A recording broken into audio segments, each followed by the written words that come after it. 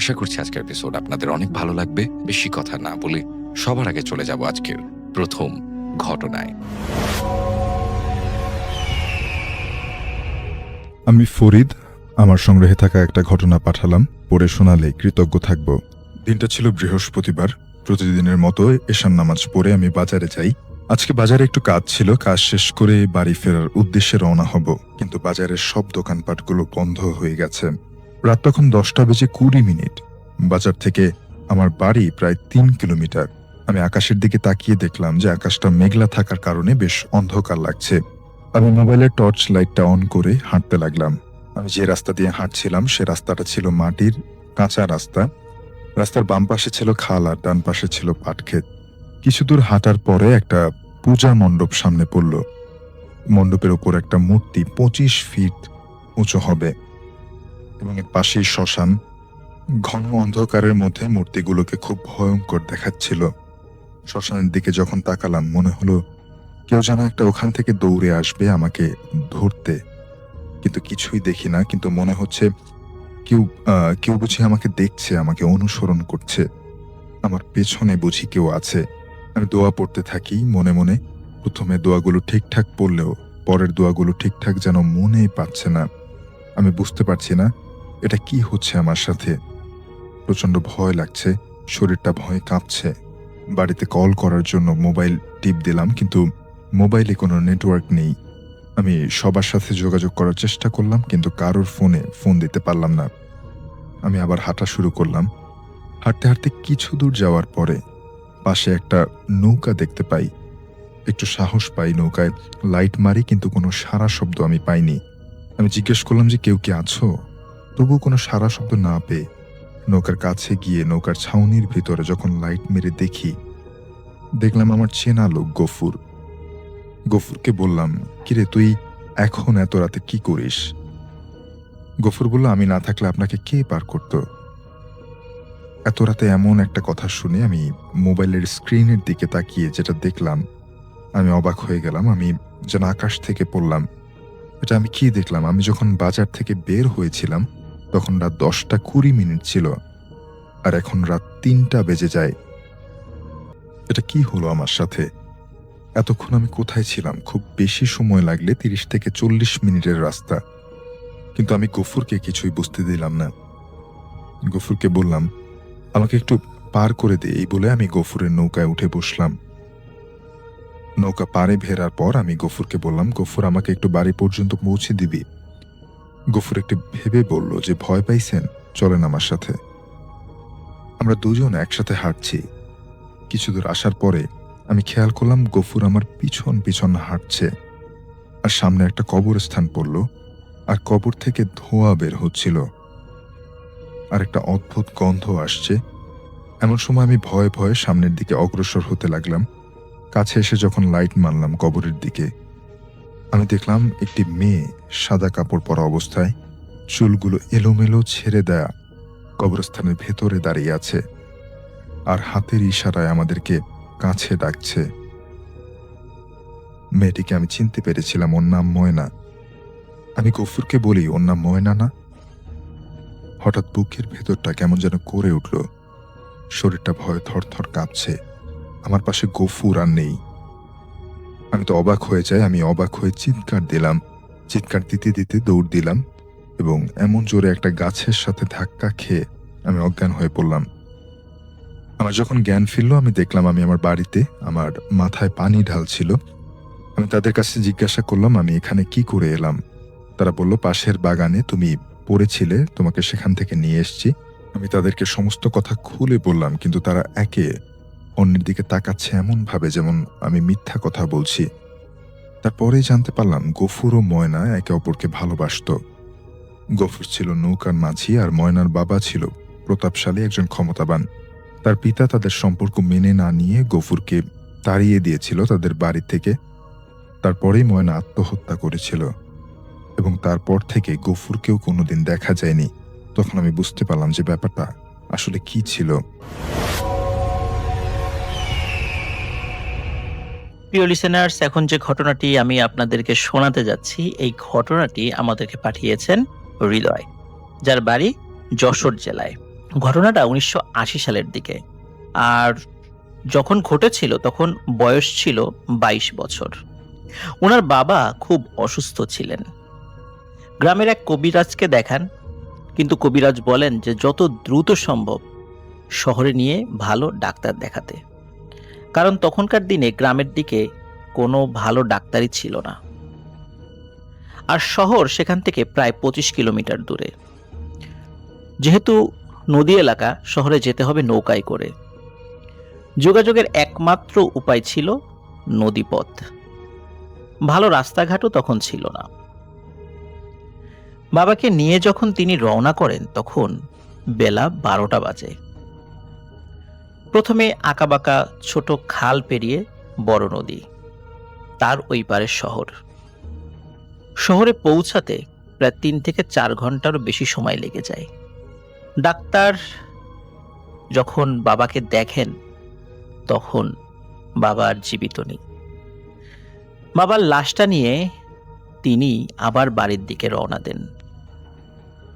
বড় নদীটা যখন পার করে খালের দিকে নৌকা ঢুকিয়ে দেন, তখন দেখতে পান নৌকা আর চলছে না, নৌকা কাদায় আটকে গেছে।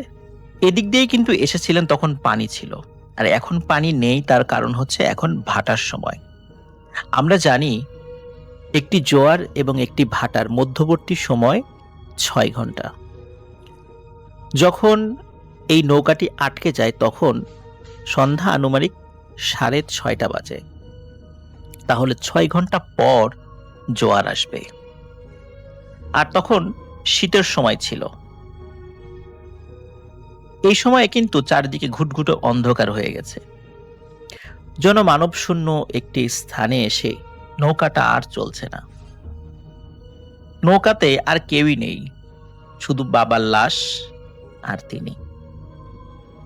খালটার বাম পাশে একটু দূরে একটি পরিত্যক্ত শ্মশান, আর ডান পাশে রয়েছে গভীর জঙ্গল। জঙ্গলে বেশ কিছু বড় বড় বটগাছ রয়েছে।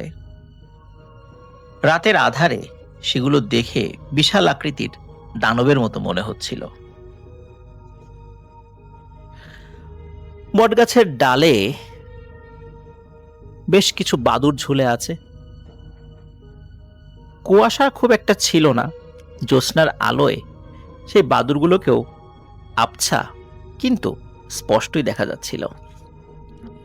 স্থানটি এতটাই নির্জন ছিল যে ছোট ছোট কোনো শব্দ যদি কানে ভেসে আসতো, বুকের ভেতর কেমন যেন ধক করে উঠত।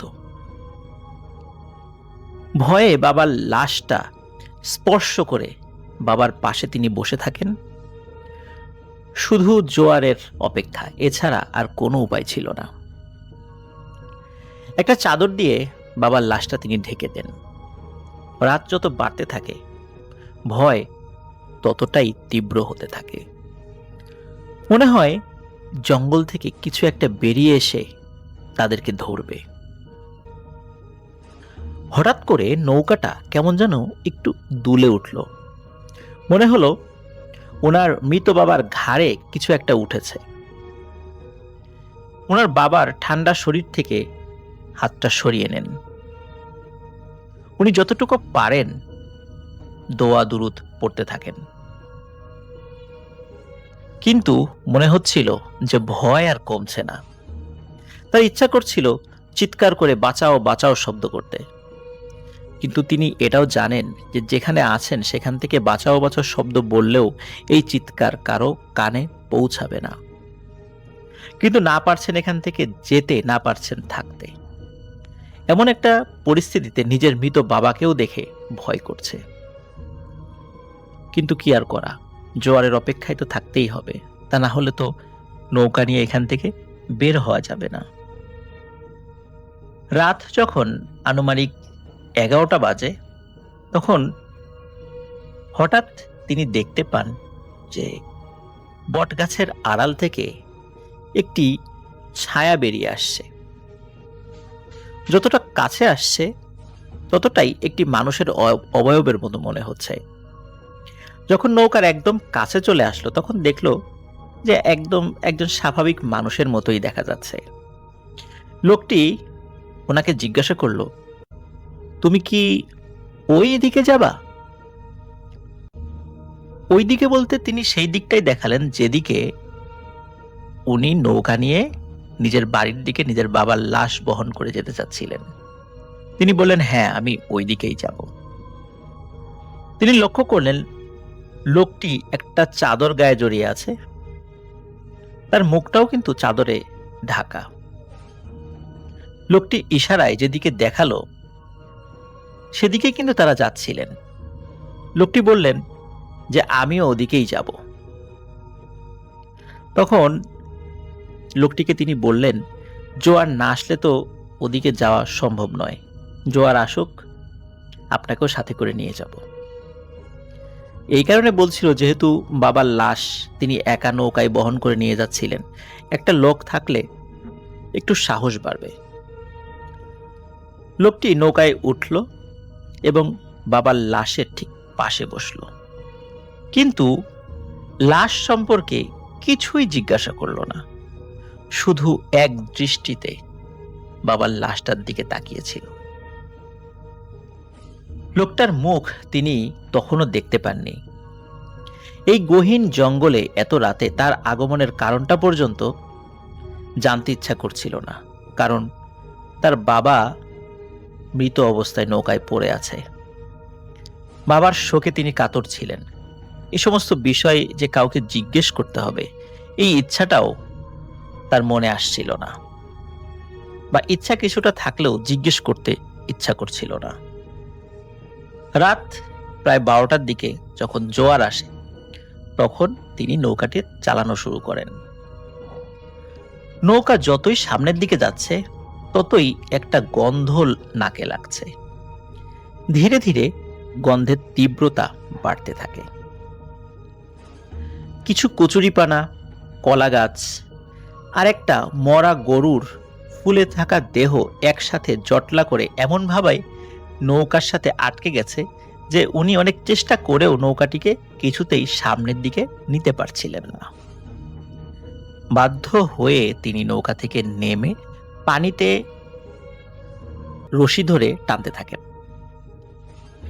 প্রায় 5 মিনিট টানার পর তিনি যখন নৌকার কাছে আসেন এবং কাছে এসে যা দেখলেন তা আসলে একজন সন্তান হিসাবে কেন কোনো মানুষের পক্ষেই এই দৃশ্য দেখা সম্ভব নয়।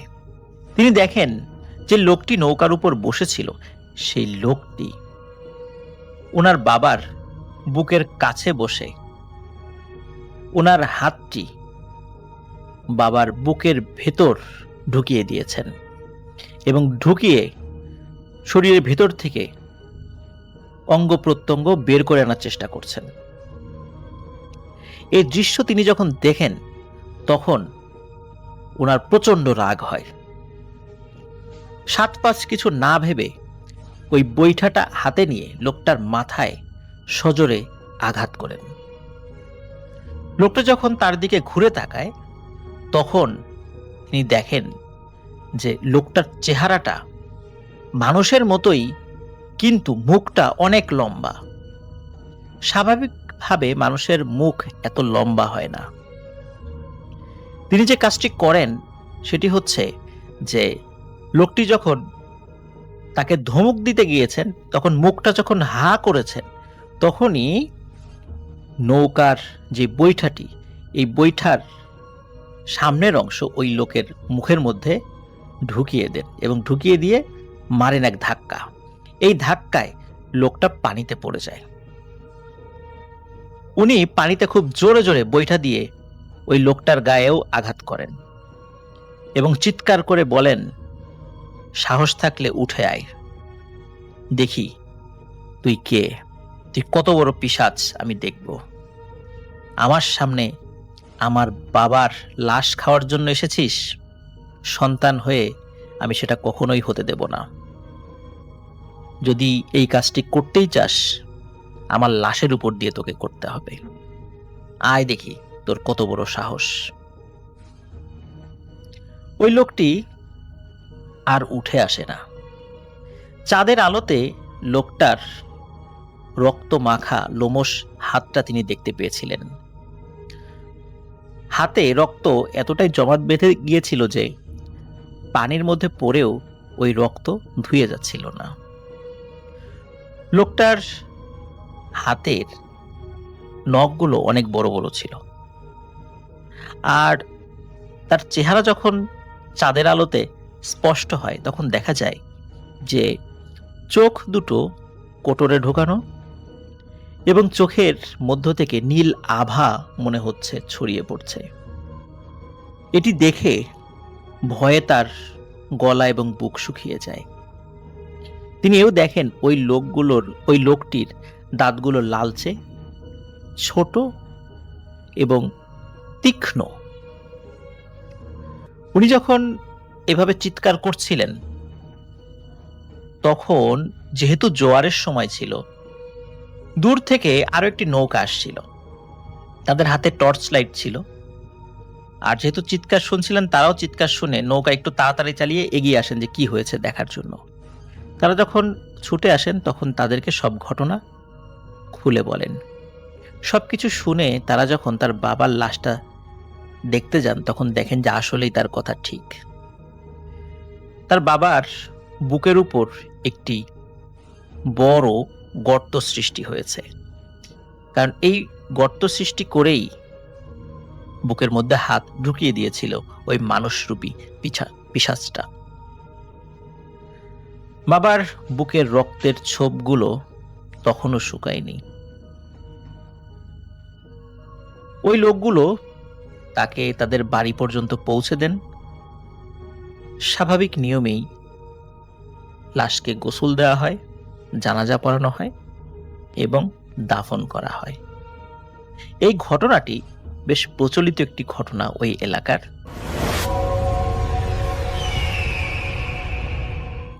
সময়টা ছিল 1978 সাল। তখন আমার দাদুর বয়স অনেক কম ছিল। তো আমার দাদুর মাছ ধরার শখ ছিল অনেক, তাই তিনি যখন মন চাইতো জাল নিয়ে নদীতে চলে যেত মাছ ধরতে। একদিন দাদু খবর পায় যে নদীতে প্রচুর মাছ পাওয়া যাচ্ছে, তাই তিনি তার এক ছোট ভাইকে নিয়ে বেরিয়ে পড়েন মাছ ধরতে। তিনি সেদিন অনেক মাছও পেয়েছিল না। মাছ ধরতে ধরতে সন্ধ্যা হয়ে যায়, কিন্তু তার মাছের নেশায় তিনি আরো মাছ ধরতে থাকেন।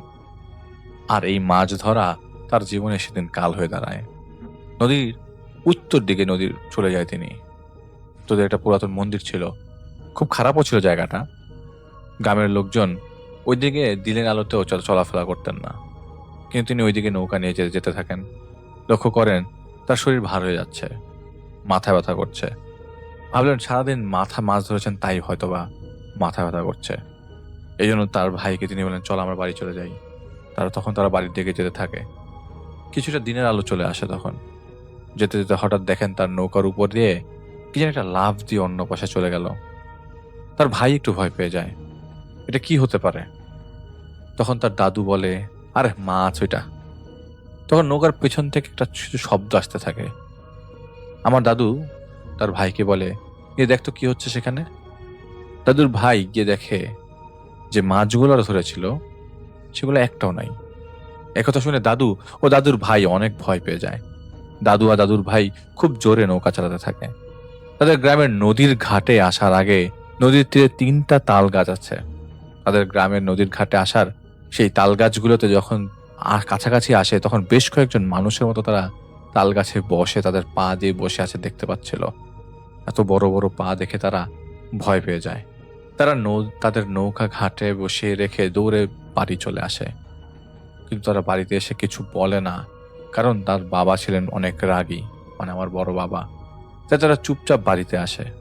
রাতে দাদুর ছোট ভাইয়ের জ্বর আসে ভীষণ, কারণ সে যখন দেখেছিল তখন তাদের ঘরের তাদের রান্নাঘরে জানা দিয়ে এক বৃদ্ধ লোক তার কাছে রক্ত খেতে চেয়েছিল। বৃদ্ধটার চেহারা ছিল ভয়ঙ্কর। তার জ্বর বেশি হতে থাকে। পরিবারের লোকজন ঠিক করে হাসপাতালে নিয়ে যাবে। গ্রাম থেকে শহরে যেতে হবে নৌকায় করে, অনেক দূরের পথ।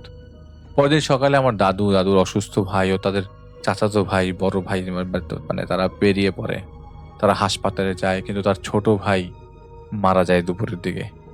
দাদু খুব কান্না করে। ওরা লাশ নিয়ে বাড়িতে আসতে থাকে। ওরা জানে যে গ্রামে পৌঁছাতে অনেক রাত হবে, তারপরও তারা বেরিয়ে পড়ে। দাদুর চাচাতো ভাই নৌকা চালাতে থাকে এবং দাদুর তার ভাইয়ের লাশ পাশে বসে মন খারাপ করে বসেছিল। যেতে যেতে রাত প্রায় 8টা বেজে যায়। সেটা তখনকার সময় ধারণা করা বলা আর কি। নৌকার উপরে ঢাকা ছিল আর ভেতরে ছিল রাস। তারা যেতে যেতে দেখে গ্রামের নদীর ঘাটে কেউ একজন দাঁড়িয়ে আছে, চাঁদের আলো বোঝা যাচ্ছে এবং সে একজন হুজুর স্বরূপ। যখন তারা সেই ঘাটের পাশ দিয়ে যাবে তখন সেই হুজুর তাদের উদ্দেশ্য করে বলে, তোমরা বাড়িতে যাচ্ছ, আমিও তোমাদের গ্রামে যাও, আমাকে নিয়ে যাও। তখন আমার দাদু এইভাবে, এই লোক কেমনে জানলো যে আমরা বাড়িতে যাচ্ছি এবং আবার এটা কিভাবে আবার বলে যে আমাদেরকে নিবেন। তাই দাদু বলল, আমার ভাইটা মারা গেছে, আপনি যদি তার পাশে বসে কিছুক্ষণ দোয়া করতেন ভালো হতো। এই বলে লোকটা নৌকায় নেওয়া হয় এবং লোকটি ও তার লাশের পাশে বসে দোয়া দরুদ পড়তে থাকে। যেতে যেতে অনেকটা এসে যায়, তখন দাদু তার চাচাতো ভাইকে বলে, তুই অনেক সময় নৌকা চালিয়েছিস, এবার বস, আমি চালাচ্ছি। তাই দাদু নৌকা চালাতে থাকে আর তার ভাই তার পাশে বসে থাকে। সারাদিন ক্লান্ত থাকে। চাচাতো ভাই কখন যে ঘুমিয়ে পড়ে সেটা দাদু বুঝতে পারে না। হঠাৎ তার ঘুম ভেঙে যায় ওই ভাইয়ের এবং একটা শব্দে। তখন সে উঠে দেখে যেখানে লাশ রাখা ছিল সেখানে একটা ছেলে বসে সেই লাশটার পাশে দাঁড়িয়ে আছে, বসে আছে। তখন সে ভয় পেয়ে হারিকেনটা উঁচু করে এই জিনিস দেখে এবং দেখে যে তার মৃত ভাইয়ের পাশে আরেকটা মৃত লাশ পড়ে আছে। ওনার শরীরের লোম দাঁড়া হয়ে যায় এবং এরকম দেখে দুজন, তার ভাই মারা গেছে, আবার তার ভাইয়ের মতো দেখতে আরেকজন সেই লাশের পাশে দাঁড়িয়ে আছে। হঠাৎ তার মনে পড়ে যায় তার ভাই তো নৌকা চালাচ্ছিল। সে দেখে নৌকায় বেহুশ পড়ে পড়ে আছে। সে তার ভাইয়ের মুখে পানি দিয়ে জাগিয়ে তোলে। তখন দাদু চোখ খুলতে তার চাচাতো ভাইয়ের মুখ চেপে ধরে বলে, কথা বলিস না, আমরা ভালো কিছু দেখছি না, এখনই পালাতে হবে বলে দাদু পানিতে লাফ দেয়। তখন নৌকা থেকে এক ভয়ঙ্কর হাসির শব্দ আসতে থাকে। নদীর তীরে উঠে তাড়াতাড়ি দৌড়াতে থাকে এবং তারা জানে না কোথায় যাচ্ছে, শুধু জানে প্রাণ বাঁচাতে হবে। শুনতে পায় পেছন থেকে সেই মৃত ভাইয়ের কণ্ঠ, তাদের পিছু করছে সেই কণ্ঠটা। আরো জোরে দৌড়াতে থাকে তারা। হঠাৎ তাদের সামনে সেই হুজুর দাঁড়িয়ে এবং হুজুরের শরীর থেকে কেমন যেন একটা আলো বের হচ্ছে। সে আলোতে দেখতে দেখতে সেই মাথা আর কারো না, তাদের দুজনের মাথায় দেখে তারা আর সহ্য করতে পারে না সেই হুজুরের হাতে ধরে রাখা অবস্থায়। পরদিন যখন তাদের জ্ঞান ফেরে তখন তারা তারা নিজেদের আবিষ্কার করে একটা পুরাতন মসজিদের সামনে। তারা দেখে মসজিদের ইমাম ও কয়েকজন তাদেরকে ঘিরে দাঁড়িয়ে আছে, তাদের কাছে শুনছে এবং তারা কোথা থেকে এলো সেটা জানতে চাইছে। তখন তারা কাল রাতের ঘটনা তাদেরকে খুলে বলে। লোকজন এবং তারা দুজন মিলে সেই নৌকাটা খুঁজতে বের হয়। দেখতে পায় তাদের সেই নৌকাটি নদীর ধারে একটি তাল গাছের নিচে উল্টে পড়ে আছে এবং সেখানে তাদের সেই ভাইয়ের পড়া লাশটি পড়ে আছে। ওখানে প্রচন্ড জ্বর আসে এবং তাদের গ্রামে তাদেরকে লোকজনদের খবর দেওয়া হয়। তারপর থেকে গ্রাম থেকে দাদুর বাবা মা গ্রামে বেশ কয়েকজন লোকজন এসে তাদের দুজনকে উদ্ধার করে নিয়ে যায় লাশ সহ। এরপর থেকে তাদের সাথে আরো কিছু ঘটনা ঘটে, যার কারণে তাদের শরীরের অবস্থা আরো বেশি খারাপ হয়ে যায়। অনেক কবিরাজ দেখানো হয়, হুজুর দেখে তাদের সুস্থ করা হয়। 7/4/2015 ঘটনা, অর্থাৎ 7ই এপ্রিল 2015 ঘটনা। সেদিন আমি খুবই খুশি ছিলাম, কারণ হলো ঢাকায় আমাদের নতুন বাড়ি বানানো হচ্ছিল। বাড়িটা হচ্ছিল 8 তলা। আমি অবশ্য ঢাকার বাইরে থাকতাম, তাই সেখানে তেমন একটা যাওয়া হতো না। আমাদের নতুন বাড়ির সুবাদে আমি সেখানে যাই। ফ্ল্যাটগুলো নতুন ছিল, তাই অনেক কাজ বাকি ছিল। শুধু প্রথম তলায় আমার পরিবার থাকতো। তো আমি যখন যাই তখন খুবই এক্সাইটেড ছিলাম। সেদিন যেতে যেতে প্রায় সন্ধ্যা হয়ে যায়। আমি ভাবলাম সেই বাসায় গিয়ে সবগুলো ফ্ল্যাট ঘুরে দেখব, কিন্তু সন্ধ্যা হওয়াতে কেউ আমাকে যেতে দিতে চায়নি। বলল যে নতুন বাড়ি আর সন্ধ্যা যে কোনো সমস্যা হতে পারে, এখন যেতে হবে না। আমি এসব বিশ্বাস করতাম না। তখন ভাবলাম তাদেরকে না জানিয়ে যাব। যেই ভাবা সেই কাজ। আমি একটি টর্চ লাইট হাতে বের হলাম, কারণ তখন ফ্ল্যাটগুলোতে বিদ্যুৎ দেওয়া হয়নি, তাই অন্ধকার। আমি ফ্ল্যাটের উপরে উঠছি আর টর্চ মেরে দেখছি কোথায় কি আছে। দেখতে দেখতে আমি যখন শেষ তলায় উঠলাম তখন আমার কেমন যেন একটা অস্বাভাবিক লাগতে শুরু করলো আর ভয় লাগতে শুরু করলো। যদিও এসব বিশ্বাস করতাম না, তারপরেও একটা অজানা ভয় আমার মধ্যে কাজ করছিল। আমি ব্যালকনিতে টর্চ মেরে দেখছিলাম। হঠাৎ মনে হলো কেউ একজন আমার পেছনে দিক দিয়ে রুমে ঢুকলো। আবছা আলোতে আমি স্পষ্ট দেখতে পেলাম। আমি সাথে সাথে জিজ্ঞাসা করলাম যে কে ওখানে, কিন্তু কোনো সাড়া পাইনি। আমি ভাবলাম হয়তো আমার কাজিনরা আমাকে ভয় দেখানোর জন্য এসব করছে। আমি ভয়ে ভয়ে টর্চ নিয়ে রুমের দিকে এগোতে থাকি। রুমে ঢুকে দেখলাম কেউ নেই। তখন আমার আরো বেশি ভয় লাগতে শুরু করলো। আমি 3-4 বার আমার কাজিনের নাম ধরে ডাকি, কিন্তু কোনো জবাব পেলাম না। পরক্ষণেই মনে হলো কেউ আবার ছাদের দিকে উঠে গেল। আমি টর্চ হাতে নিয়ে ছাদের দিকে উঠতে গেলাম। ছাদে টর্চের আলো পড়তে দেখলাম আমার কাজিনের মতো কেউ একজন দাঁড়িয়ে আছে, একদম ঠিক ছাদের কোনায়। আমি তার দিকে পা বাড়াতেই এক মুহূর্তের জন্য টর্চ লাইটটা হঠাৎ বন্ধ হয়ে গেল এবং বন্ধ হয়ে জ্বলে ওঠে। সেখানে আলো পড়তে আমি দেখি যে সেখানে সে নেই। ভাবলাম আমাকে ভয় দেখানোর জন্য হয়তো লুকিয়ে আছে। আশেপাশে বিল্ডিংয়ের আবছা আলো পড়ছে। ছাদে যে যদি পালিয়ে যায় তবে তাকে দেখার কারণ। যতটুকু আলো পড়ছিল তাতে কেউ যদি নড়াচড়া করে তবে তাকে বোঝা যাবে, কিন্তু না, হঠাৎ যেন মিলিয়ে গেল। আমি যুক্তিতে হার মেনে আরো ভয় পেয়ে যাই। আমি ভাবলাম জার্নি করেছি, তাই হয়তো ক্লান্তিতে আজে বাজে এসব কল্পনা করছি। আমি ভাবলাম বিশ্রাম নিলে হয়তো ঠিক হয়ে যাবে। আমি চলে যাবার জন্য নিচে নামছি। যখন ছাদ থেকে সিঁড়ি বেয়ে ওই রুমের কাছে চলে এলাম, তখন একটা শব্দ শুনতে পাই। একটা গোঙানোর আওয়াজের মতো একটা শব্দ। কেউ গোঙাচ্ছে আর কুড়মুড় শব্দ হচ্ছে। আমি ভাবলাম হয়তো কোনো বিড়াল হবে, ইঁদুর মারার জন্য এমন করছে। আমি টর্চ মেরে রুমে ঢুকতেই যা দেখলাম তাতে মনে হচ্ছিল যে আমার কলিজাটা ফেটে যাবে। আমি দেখলাম একজন মহিলার মতো, চুলগুলো উস্কো খুস্কো, পরনে সাদা ড্রেস, চেহারাটা ছিল বিশ্রী। আগুনে পুড়লে যেমনটা হয় ঠিক তেমন। চেহারা থেকে চামড়া ও মাংস পচে গলে ঝুলে আছে, আর সেখান থেকে দুর্গন্ধ বের হচ্ছে।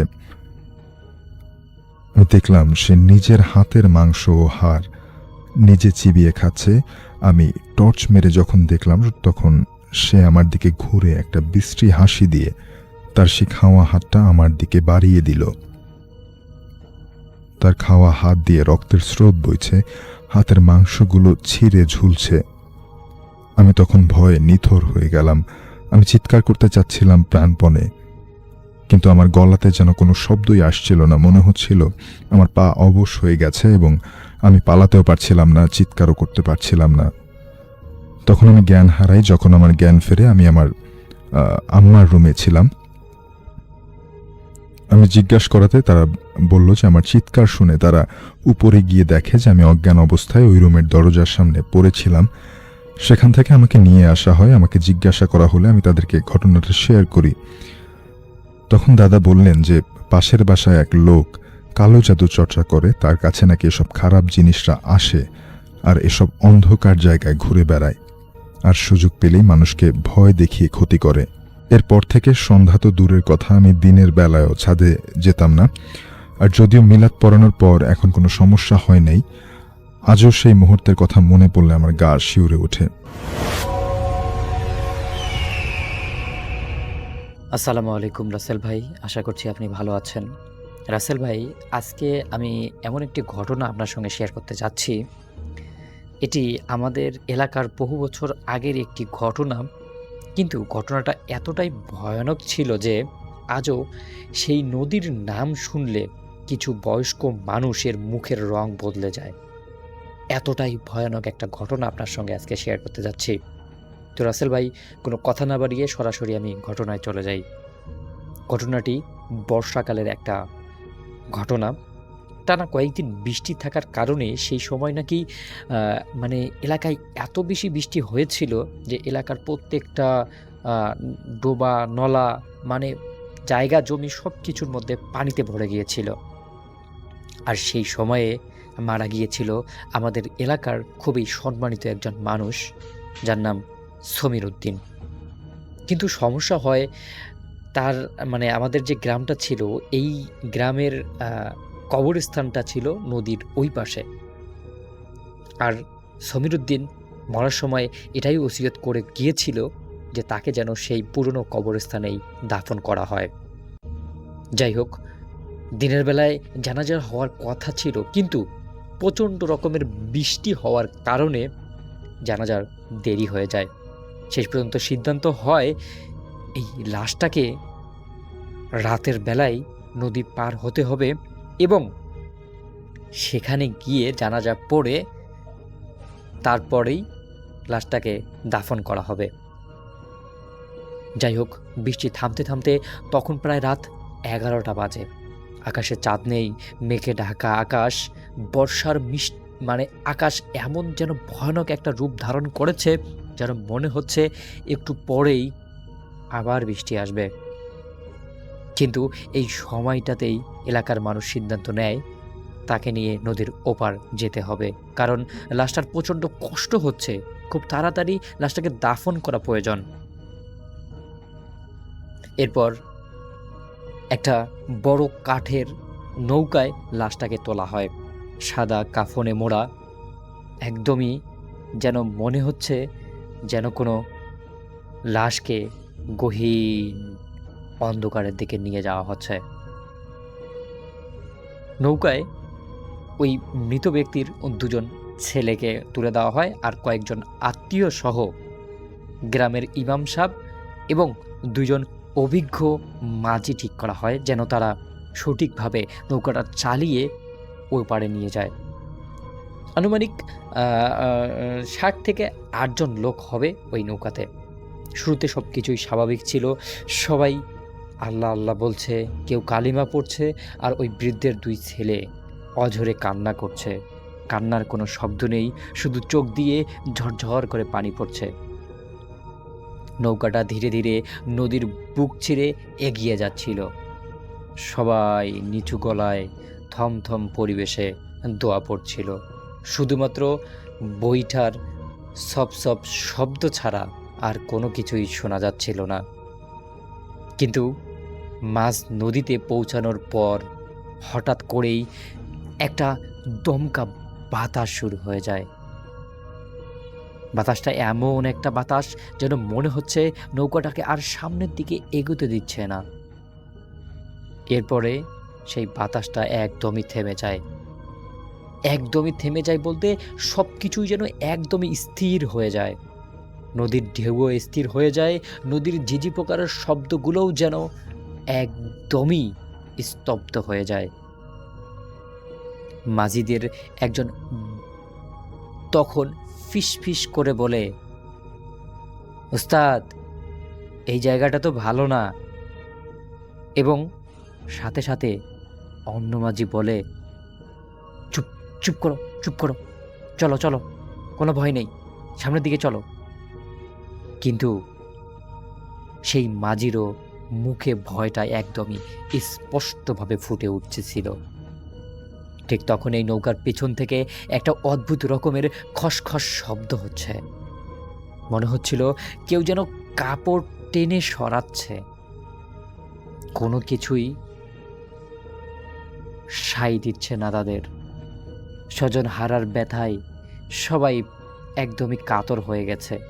আরও সারাদিন বৃষ্টিতে তাদের মন মানসিকতা একদমই ঠিক নেই। কিন্তু হঠাৎ করে এরকম খসখস শব্দ শুনে সবাই পিছনের দিকে তাকায়। সবাই দেখে লাশটা যেখানে রাখা ছিল সেখান থেকেই শব্দটা আসতেছিল। কেমন যেন মনে হচ্ছে লাশটাকে কেউ নাড়তেছে। তখন সেই লাশের একজন সাহসী আত্মীয় হেরকিনের আলো তুলে ধরল, দেখার চেষ্টা করলো লাশটা ঠিক আছে কিনা। দেখলো যে কাফনের কাপড়টা আগের মতোই আছে, লাশটা যেখানে রাখা হয়েছিল সেখানেই আছে। আর নদীর পানি তো স্থির, এখানে তো ঝাঁকনি নেই, তো লাশটা নড়াচড়া করারও কোনো কারণ নেই। সব কিছুই মনে হচ্ছে স্বাভাবিক আছে। সবাই মনে করলো হয়তো কোনো একটা মাছ বা কাঁকড়া কোনো কিছু নৌকার মধ্যে আছড় করেছে। এর কয়েক মিনিট পর আবারও সেই খসখস শব্দ, এবার একটু জোরে। মনে হচ্ছে যেন কেউ এই নৌকাটাকে কাটতেছে বা নৌকাটাকে খাঁজরা দিচ্ছে। এবার মৃত্যু ব্যক্তির বড় ছেলে কাঁপা কাঁপা গলায় বলল, ওখানে কে কে ওখানে আছেন? কোনো উত্তর আসলো না। শুধু নদীর অস্বাভাবিক নীরবতাটাই উত্তর হয়ে ফিরে আসলো। হঠাৎ করে নৌকার নিচে কিছু একটা খুব জোরে ধাক্কা লাগলো, ধুপ করে একটা ধাক্কা।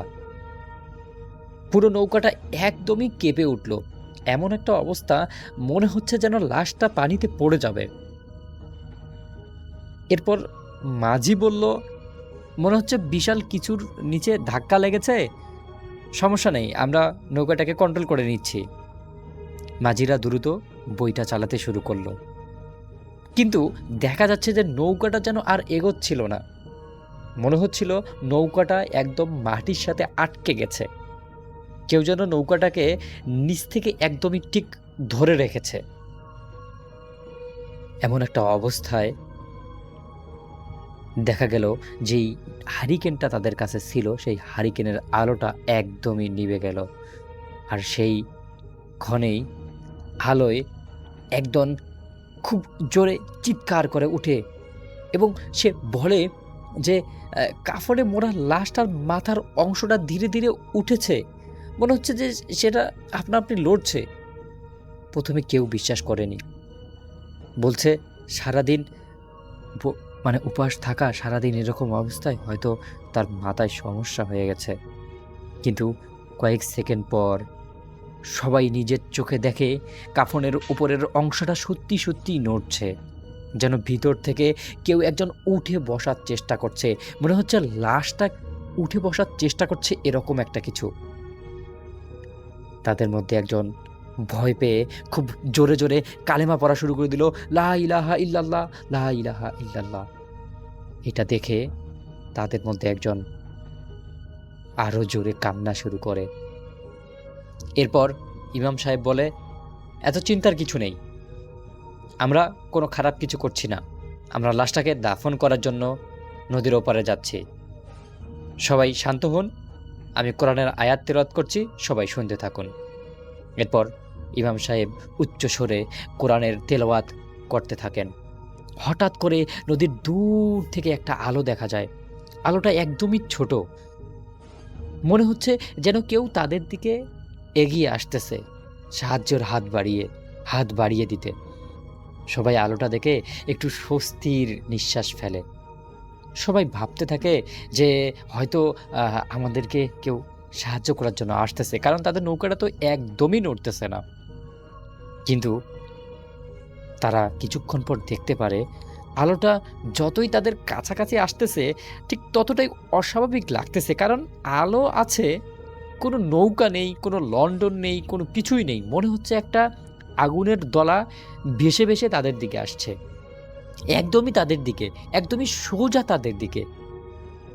এরপর মাঝি, যিনি আর কি সামনে মাঝি ছিল, ওই মাঝি কাঁদো কাঁদো গলায় বলতেছিল, সে বারবার বলেছিল ওই দিকে তাকাইয়েন না, কিন্তু কেউ তার কথা শোনেনি। এরপর লন্ডনটা ধীরে ধীরে নৌকার পাশে এসে থেমে যায়। আর ঠিক সবাই দেখতে পারে যে এটা কোনো লন্ডন বা এটা কোনো আগুন বা এটা কোনো নিয়ম্পো টাইপের কিছুই না, এটা হচ্ছে একটা হাত, মানুষের হাত, একদমই পচে যাওয়া, ফ্যাসকে যাওয়া এমন একটা হাত, যেন মনে হচ্ছে এটা সত্যি ভয়ানক কিছু। শুধুমাত্র হাত, কোনো শরীর নেই, কোনো কিছুই নেই, একদমই কিছু নেই। তারপর ইমাম সাহেব খুব জোরে জোরে কোরআন তেলাওয়াত শুরু করেন, আল্লাহ আল্লাহ বলতে থাকেন, বাকি সবাই। পর মুহূর্তেই সেই আলোটা টুপ করে পানির নিচে ডুবে যায়। আর পুরো নদীর বুকে এক বিকট রকমের হাসির শব্দ ভেসে আসে, হা হা হা হা হা হা হা। মনে হচ্ছিল যেন শত শত মানুষ একসঙ্গে হাসছে, একসঙ্গে যেন তাদেরকে ভয় দেখানোর চেষ্টা করছে। এই হাসির শব্দ শুনে নৌকার মধ্যে কয়েকজন আতঙ্কে একদম জ্ঞান হারিয়ে ফেলে। কিন্তু ঘটনাটা তখনও শেষ হয়নি।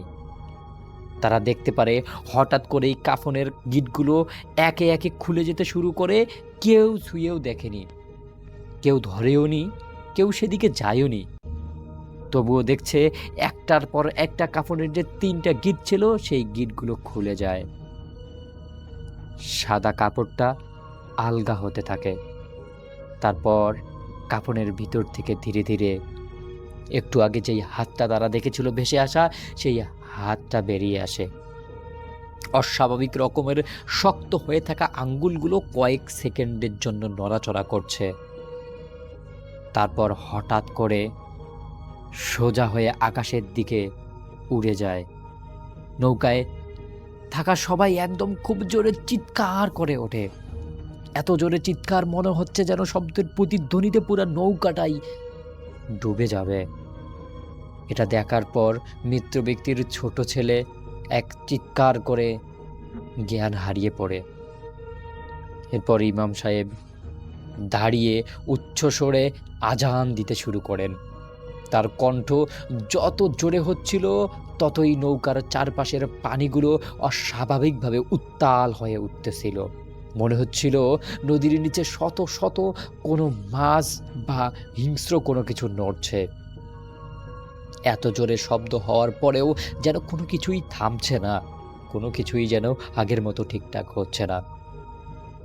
এরপর ইমাম সাহেব বলেন, আমাকে একটু পানি দিন। কারো কাছে একটা বোতল থাকা পানি ইমাম সাহেবকে দেওয়া হয়। ইমাম সাহেব উজু করে একদম হাত তুলে নামাজ শুরু করে দেয়। যখন 2 রাকাতের নামাজের সালাম ফিরালেন, ঠিক তখনই কিছু একটা যেন নিচের থেকে বিড়বিড় করে বুদবুদ বুদবুদ শব্দ উঠতেছে। সবাই এত জোরে ভয় পেয়েছে, মনে হচ্ছে নামাজ পড়ার কারণে সেই অশরীরী বা যেটাই তাদেরকে আক্রমণ করেছে ওর শরীরে আগুন জ্বলে উঠতেছে। মনে হচ্ছে এবার সে ফাইনাল আক্রমণটা করে বসবে তাদের দিকে। ঠিক তখনই দূরের মসজিদের কবরস্থানের পাশের যে মসজিদটা ছিল সেই মসজিদ থেকে ফজরের আজান ভেসে আসে। আল্লাহু আকবার, আল্লাহু আকবার। প্রথম তাকবীর শোনা মাত্রই সবকিছু একদমই থেমে যায়, একদমই থমকে যায় পুরো পরিবেশ। পানিতে কোনো আলোড়ন নেই, কোনো বুদবুদ নেই, কোনো ধাক্কা নেই। নৌকাটা আবার স্বাভাবিকভাবেই চলতে শুরু করে। সবাই হতভম্ব হয়ে যায়। ধীরে ধীরে তারা ঘাটের দিকে পৌঁছে যায়। মাঝি বলে, আমার নৌকাটা তখন কেমন যেন একলা একলাই চলতেছিল এবং তারা সেখানে গিয়েই সর্বপ্রথম লাশটাকে পরীক্ষা করে দেখে লাশটা ঠিক আছে কিনা। দেখে সব গিটগুলো আগের মতোই শক্ত করে বাঁধা আছে, একটাও খোলা নয়। কাফনের ভিতরের লাশটা সম্পূর্ণভাবে স্বাভাবিক আছে, যেন মনে হচ্ছে কোনো কিছুই ঘটেনি। কিন্তু নৌকায় থাকা সবাই একই ঘটনা দেখেছিল, একই ভয় অনুভব করেছিল। তারা মানে চিন্তা করলো যে এটা আমাদের সাথে কিভাবে হলো।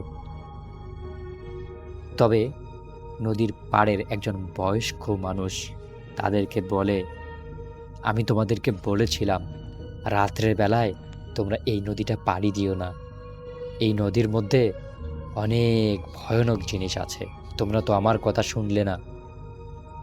যাই হোক, এখন কি করার, আল্লাহ আমাদের সবাইকে হেফাজত করেছেন। এরপর রাসেল ভাই সেই লাশটার যেই ভদ্রলোক ছিল, বয়স্ক লোক ছিল, তার জানাজা হয় এবং জানাজা হয়ে সব কাজগুলো সঠিকভাবে সম্পূর্ণ করা হয়। আমি জানি না এই ঘটনাটা কতটুকু আপনার কাছে ভয়ানক লেগেছে। যদি ঘটনাটা ভয়ানক লাগে তাহলে অবশ্যই ঘটনাটা শেয়ার করবেন।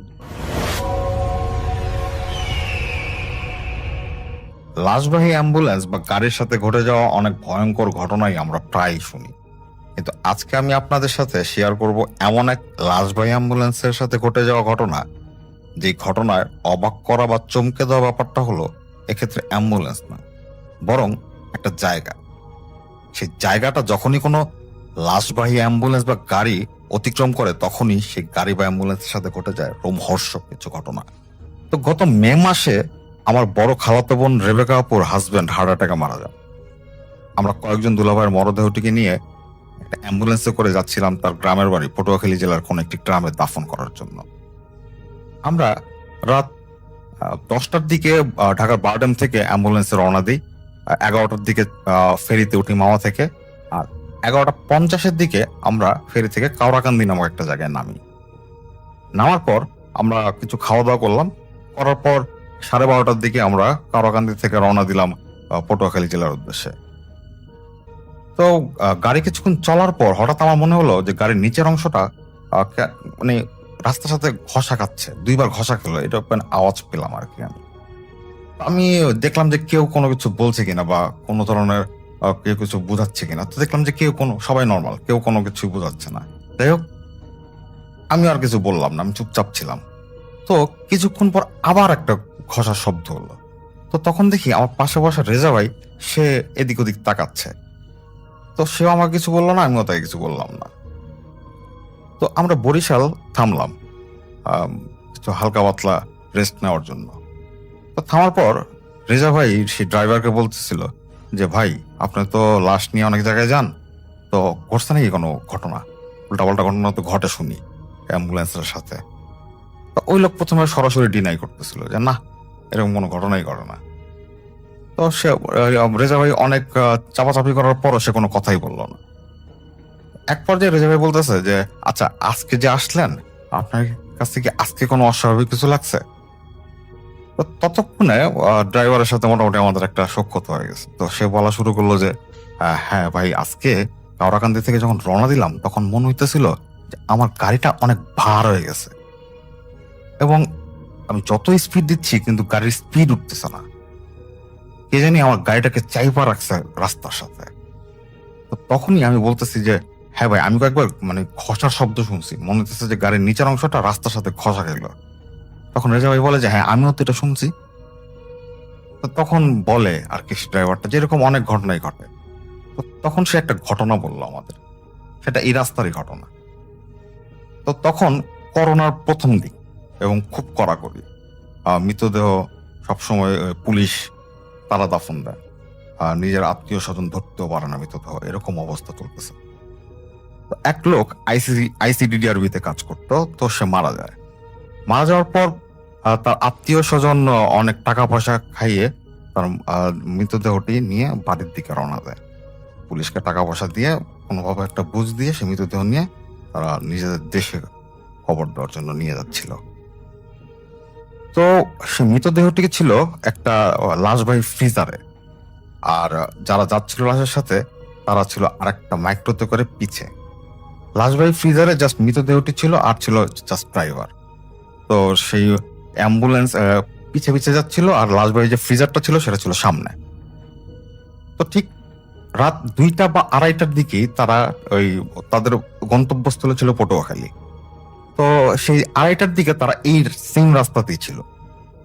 তো পিছনের অ্যাম্বুলেন্সের মানে মাইক্রোর লোকজন দেখতে পাচ্ছে সামনের যে লাশবাহী ফ্রিজারটা আছে সেটা হঠাৎ থেমে গেল। তো ওই অ্যাম্বুলেন্সের লোকজন গেল, সামনে যাওয়ার পর বলতেছে যে, কি হইলো ভাই, থামলা কেন? পরে সেই ড্রাইভার বলতেছে যে, ভাই আমার একটু কেমন জানি লাগতেছে, আপনাদের সাথে কেউ একজন এসে বসেন আমার সাথে। এই কথা বলার পর একজন এসে লাশবাহী ফ্রিজারের সাথে সেই ড্রাইভারের পাশে বসে, আবার চলা শুরু করে। ফ্রিজার আগে, পিছে হচ্ছে মাইক্রো।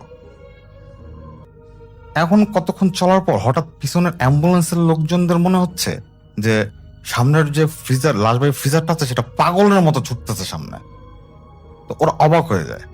অবাক হয়ে যাওয়ার পর ওরা একটু স্পিড বাড়ায়, কিন্তু সামনের যে ফ্রিজারের যে স্পিড, সেই স্পিডে মানে পাগলের মতো স্পিড।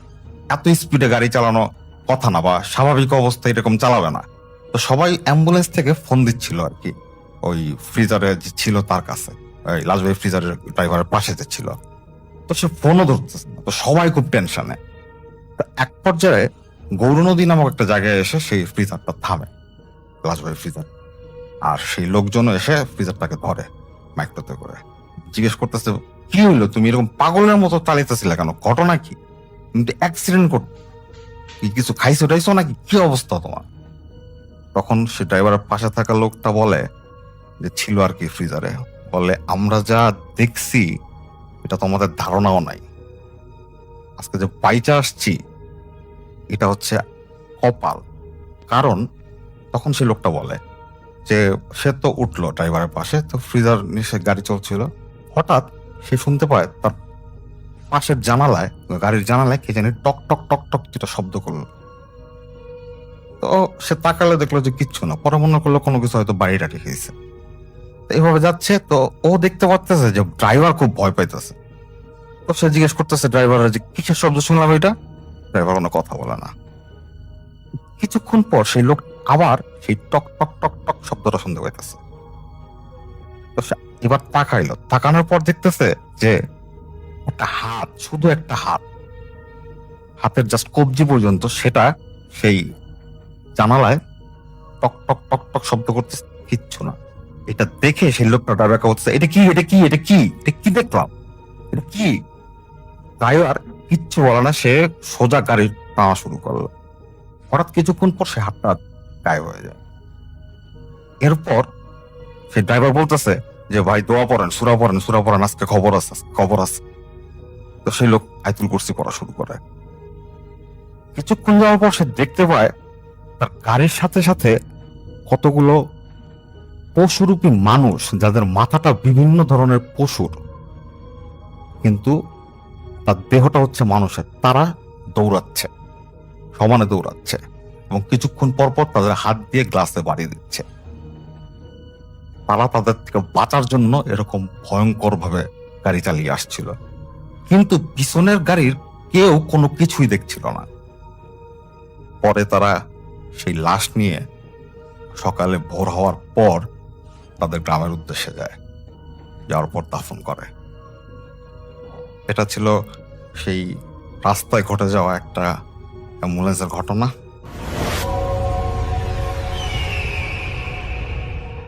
এই কাহিনীটি শুরু হয় একটি বট গাছকে ঘিরে, এবং আমি সেই বট গাছের থেকে কাহিনীটি শুরু করব, এবং আপনারা কাহিনীর পাত্র পাত্রী কারো নাম নেওয়া যাবে না, এবং আমি চেষ্টা করব যেন অবস্থানটা আপনারা লোকেট না করতে পারেন, কারণ এটা খুবই ইম্পর্টেন্ট একটা জিনিস।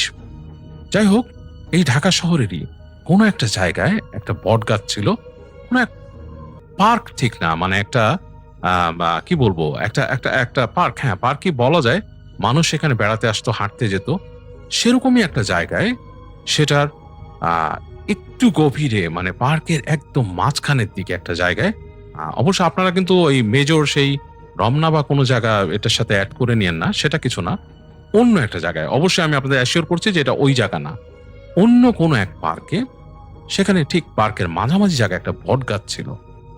আমি জানি না এখনো আছে কিনা, এবং আমি কাহিনীটা যখনকার কথা বলছি সেটা আজ থেকে প্রায় 25 বছর আগের কাহিনী, এবং তখনকার সময় যার কথা বলছি তার নামও বলা যাবে না। সে একটা তখনকার খুব ভালো স্কুলে পড়তো ছেলেটা, এবং তার সাথে বন্ধুরা পড়াশোনা করতো। যে যাই হোক, তো যেটা হয় স্কুলে পড়ার সময়, তখনকার সময় কিন্তু আসলে ছেলেপেলেদের দস্যিপনা যেটা ছিল, তারা সেই সময় দেখা যেত যে মেটাল মিউজিক, রক মিউজিক শুনতো, স্কুল ফাঁকি দিত, ঘুরতে বেরোতো, স্কুল টাইমে ঘুরে বেড়াতো, পার্কে চলে যেত, অথবা বন্ধুর বাসায় যে টাইম স্পেন্ড করতো, ভিএইচএস টেপে মুভি দেখতো, ইত্যাদি ইত্যাদি করতো আর কি। যাই হোক, আমি যার কথা বলছি সে আর তার দুই বন্ধু, তিনজন ওই দিন তাদের বাসা থেকে বের হয়ে স্কুলের দিকে, স্কুলে না গিয়ে তারা করে কি আরেক বন্ধুর বাসায় যায়। তো তাদের প্ল্যান ছিল সেই বন্ধুর বাসায় যেয়ে তারা সেদিন মুভি দেখবে ভিএইচএস এ। তো গিয়ে দেখে সেই ফ্রেন্ডের বাবা মা বাসায় ওই দিন, তো মুভি দেখা হচ্ছে না। তো সেই বন্ধুও তাদেরকে বলে যে তার বাবা খুব রাগ আজকে চলে যেতে। তো তারা এখন কি করবে, স্কুলেও যেতে পারছে না, অগত্যা তিনজনে বেরিয়ে পড়ে। বেরিয়ে ঘুরতে ঘুরতে এসে তারা সেই পার্কের পাশে পড়ে। সেই পার্কের পাশে পড়ে তারা তিনজনে পার্কে বসে গল্প করে, অনেকক্ষণ আড্ডা মারে, এবং এর মধ্যে দুপুর হয়ে যাচ্ছে, এবং তারা কি করে, কিছু স্ন্যাক্স কিনে সেই পার্কের মাঝখান দিয়ে হাঁটতে হাঁটতে চলে যায় সেই বট গাছটার কাছে। বেশ বড় বট গাছ, বেশ বড় ছায়া, এবং 2-3টা ডাল আছে পরপর। হ্যাঁ, বট গাছের মধ্যে ওখানে বড় বড় ডাল আছে কতগুলো, কাণ্ডের উপরে, সেখানে উঠে উঠে বসা যায়, বেশ মোটা জায়গাগুলো। যাই হোক, ওরা ওখানে যায়, কিছুক্ষণ গাছের নিচে বসে গল্প গুজব করে এক পর্যায়ে তারা বন্ধুরা, দুই বন্ধু বসে নিচে, ওই যার কথা বলছি, মানে এই কাহিনীর মূল পাত্র যে, সে ওই গাছ বেয়ে উপরে উঠে যায় সেই ডালটাতে, এবং ডালটাতে উঠে, প্রথমটাতে উঠে সে বসে, তার কাছে বেশ ভালো লাগে। এরপরে সে সেকেন্ডটাতে উঠে যায়। সেকেন্ডটাতে উঠে বসে এবং বন্ধুরা তারা বলে, "এই তুই উপরে উঠতেছিস কেন?" বলে, "আয় উঠতেছি, আয়, তুই পারলে তোরাও আয়।" তো ওই বন্ধুরা দুইজন খুব ইন্টারেস্ট ফিল করে না, ওরা নিচে বসে আছে। ওই বন্ধুরা, যে এই ঘটনার মূল যে ব্যক্তি, সে বেয়ে উঠে যাচ্ছে। সো মোটা ডাল একটা দুটো, তৃতীয় ডালে মনে হয় সে উঠেছে, উঠে বসে আছে, বন্ধুদের সাথে দুষ্টুমি করছে অনেকক্ষণ ধরে। তো বন্ধুরা আর কিছু বলে না, এরা দুইজন গল্প করতেছে নিচে বসে। সময়টা হচ্ছে ভর দুপুর, কেউ নাই, খা খা করতেছে আশেপাশে, পার্কের মধ্যেও মানুষ নেই এবং রোদ শুধুই গাছতলাটার মধ্যে ছায়া আছে এবং সেই বট গাছের কাছে একটা পুকুর, বড় পুকুর। সেই পুকুরটাতে পাড়ে বিকালে অনেকে বসে হয়তো আড্ডা টাড্ডা মারে, এরকম একটা অবস্থা, বাট দুপুর বেলা কেউ থাকে না ওই টাইমটাতে। তো এই দুই বন্ধু বসে আছে, হঠাৎ করে তারা শব্দ পায় তাদের উপরের বন্ধু খ্যাক খ্যাক খ্যাক খ্যাক করে হাসতেছে। তারা মনে করো দুষ্টুমি করে। কিছুক্ষণ পর হাসতেই আছে, সে হাসছেই, তার হাসি কন্টিনিউ হচ্ছে এবং আরো জোরে এবং বিকৃত ভাবে হাসছে। এক পর্যায়ে তারা বলে, "এই বেটা, তুই হাসতেস কিলে, কি ঘটনা, কি উপরে কি করস?" উপরে তাকায় দেখে যে তাদের বন্ধু দুই পা দিয়ে ডালটাকে আঁকড়ায় ধরছে, শরীরটা নিচের দিকে ঝুলাই দিছে।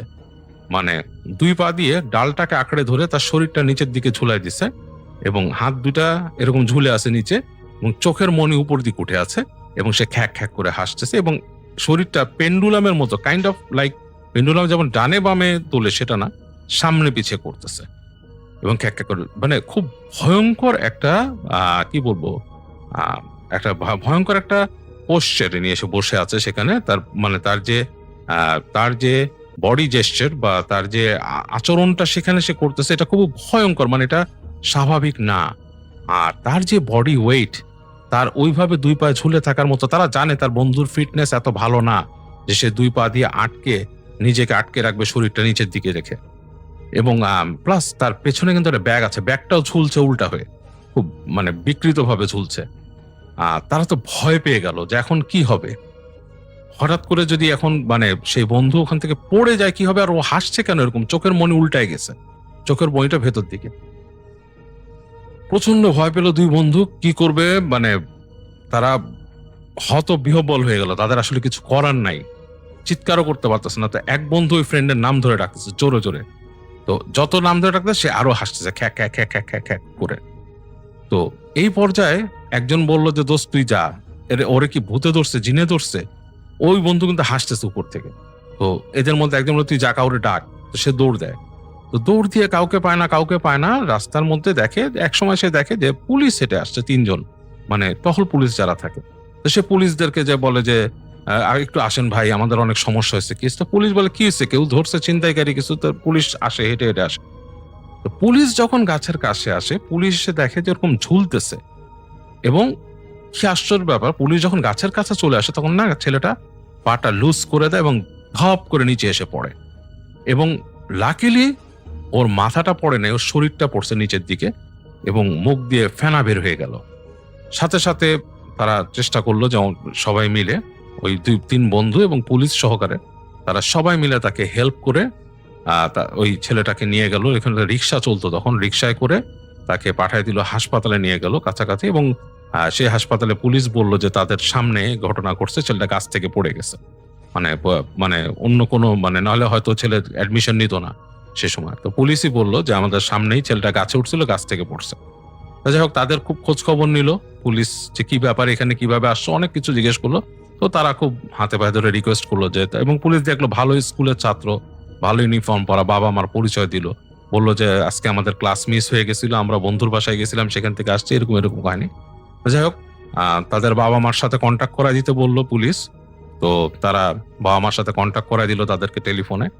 তো যাই হোক, তার ওই যে ছেলে যে পড়ে গেছিল তার বাবা চলে আসলো ওখানে, এসে তিনি আবার এই কথাবার্তা বলে তার মানে পুলিশের কাছ থেকে সে বুঝে নিল তার সন্তানকে নিয়ে তিনি গেলেন এবং ওই 2 বন্ধুকে ডাকলেন, কথা বললেন।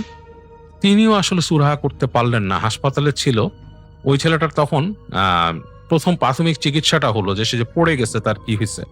তো পড়ে গিয়ে দেখা গেল তার কলার বোনটা ভেঙে গেছে, এখানে মানে তার যে কলার বোন থাকে ভেঙে গেছে, আর হাতে তেমন কিছু হয়নি, ছিলে গেছে এখান থেকে, মানে যেরকম ভাবে পড়ে ব্যথা পাওয়ার কথা সেরকম পায়নি সে। তো যাই হোক, তাকে হাসপাতালে রাখলো কয়েক ঘন্টা রেখে তাকে ওই প্লাস্টার করে তাকে ছেড়ে দিল হাসপাতাল থেকে। তো বাসায় আসার পর সে সেন্স কিন্তু তখনও নাই, তখন হাসপাতালে কিন্তু তার সেন্স যে আসছে তা না, তার মানে মোটামুটি সে তাকাইছিল 2 বার, মানে তার মানে ওই সেন্সটা আসছে যে সে মানে কোমায় চলে যায়নি, সে তাকাইছে 2 বার, তাকায় সে মানে কথা বলার চেষ্টা করছে কিন্তু বলতে পারে নাই। তো বাসায় এসে, তো বাসায় যখন আসছে তখনও তার ওইরকম সেন্স নাই, সে এরকম শুয়ে আছে, হালকা কথাবার্তা বলে, একটু তাকায় টাকায়। তো বাপ বলতেছে যে কি হয়েছে তোমার? তো ছেলে কোনো উত্তর দেয় না, চুপ করে আছে। তো মা জিজ্ঞেস করে, তো তারপর ছেলে শুধু তার বাবা মাকে বললো যে পানি খাবো। তো তাকে পানি এনে খাওয়াইলো, বাসায় পানি খাওয়ালো, ডাবের পানি খাওয়ালো, হ্যান ত্যান অনেক কিছু খাওয়ালো তাকে এই ধরনের। তো মুখ দিয়ে পানি খেলো, আর কিছু খেতে পারলো না, ছেলেটা শুয়ে আছে। তো বাবা মা মনে করলো যে মনে হয় সে ভালো হয়ে গেছে, কিছু একটা হয়েছিল, যাকে এখন আর জিজ্ঞেস না করি তাকে যে আর ডিটেলস কি। আর ওই সময় আসলে মানুষ এত বেশি কেয়ার করতো না মানুষের, এখনকার সময় যেমন মানুষ খুব খুব খুব কেয়ারিং হয়ে যায়, মানুষ খুব বেশি ইন্টেন্সিভ কেয়ারে নিয়ে যায়, ওই সময়টা এতটা করতো না আসলে। তো যাই হোক, তাকে রুমের মধ্যে রেখে বাবা মা বের হয়ে আসে। তো অনেকক্ষণ পর, কতক্ষণ হবে তারা জানে না, তখন চারিদিকে মানে রাত বেশ খানিকটাই হয়ে গেছে। তো বাবা মা চিন্তা করে যে এখন তো আসলে ওকে জাগানো দরকার, দেখা দরকার যে সে স্বাভাবিকভাবে ডিনার টিনার করে নাকি এরকম।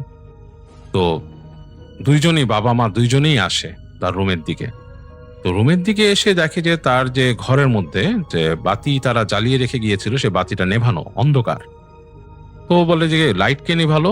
তো বাবা মা কাছে আসে, কাছে এসে বাবা আলোটা জ্বালায়, আলো জ্বালিয়ে দেখে যে পুরোপুরি একটা ডিফারেন্ট মানে একটা সিনারিও দেখে যে ছেলে, তার তার ছেলে খাটের মধ্যে বসে আছে, এবং লাইক বসে থাকার ভঙ্গিটা অনেকটা যেমন মানুষ একটা আসন করে বসে, আসন দিয়ে বসে, যেমন পদ্মাসনে বসে এরকম বসা, কিন্তু তার জিভ বের করে রাখছে মুখ থেকে, এবং চোখ দুটা মানে চোখের মণি দুটো উপর দিকে তোলা, এবং তার লালা গড়াচ্ছে মুখ দিয়ে, এবং সে একটা শব্দ করছে ঘ্যার ঘ্যার। তো বাবা তো দেখে মানে বাবা প্রথমে শকড হয়, আর মা চিৎকার করে ওঠে, এবং মা যখন চিৎকার করে তখন সে খ্যা খ্যা খ্যা খ্যা খ্যা করে হাসতে থাকে ছেলেটা, এবং সে তার বাবা মার দিকে লাফিয়ে আসে, খাটের থেকে লাফ দিয়ে আসে, মানে আক্রমণ করার মতো।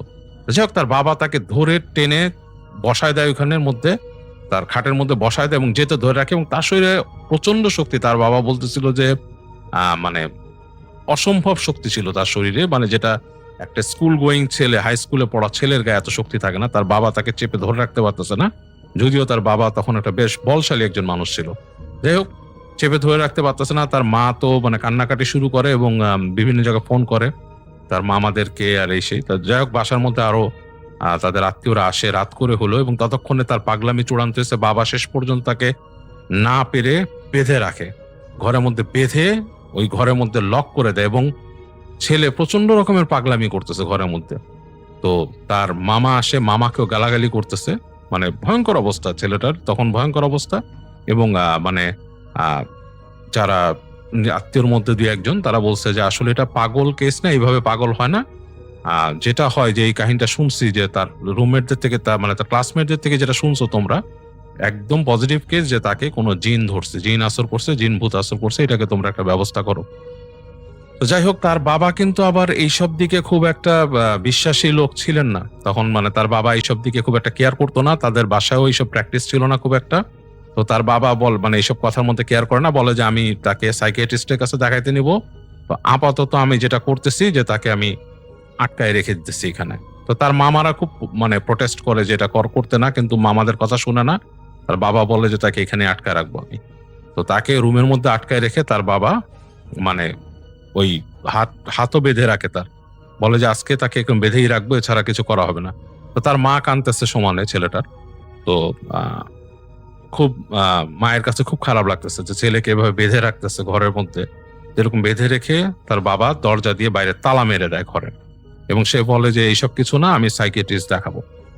এই বলে বাবা চলে আসে। মামা খুব চিৎকার চেঁচামেচি করে মানে তার দুলাভাইয়ের সাথে, কিন্তু কোনো কাজ হয় না। তো মামারা চলে যায়, তার বোনকে বলে যায় খুব খারাপ কাজ করতেছে, আমরা যেটা বলতেছি সেটাই হচ্ছে জিনিস, এটা কোনো সলিউশন না, তোমার মানে দুলাভাই যেটা করতেছে, this is not the solution. যাই হোক, তো শোনে না।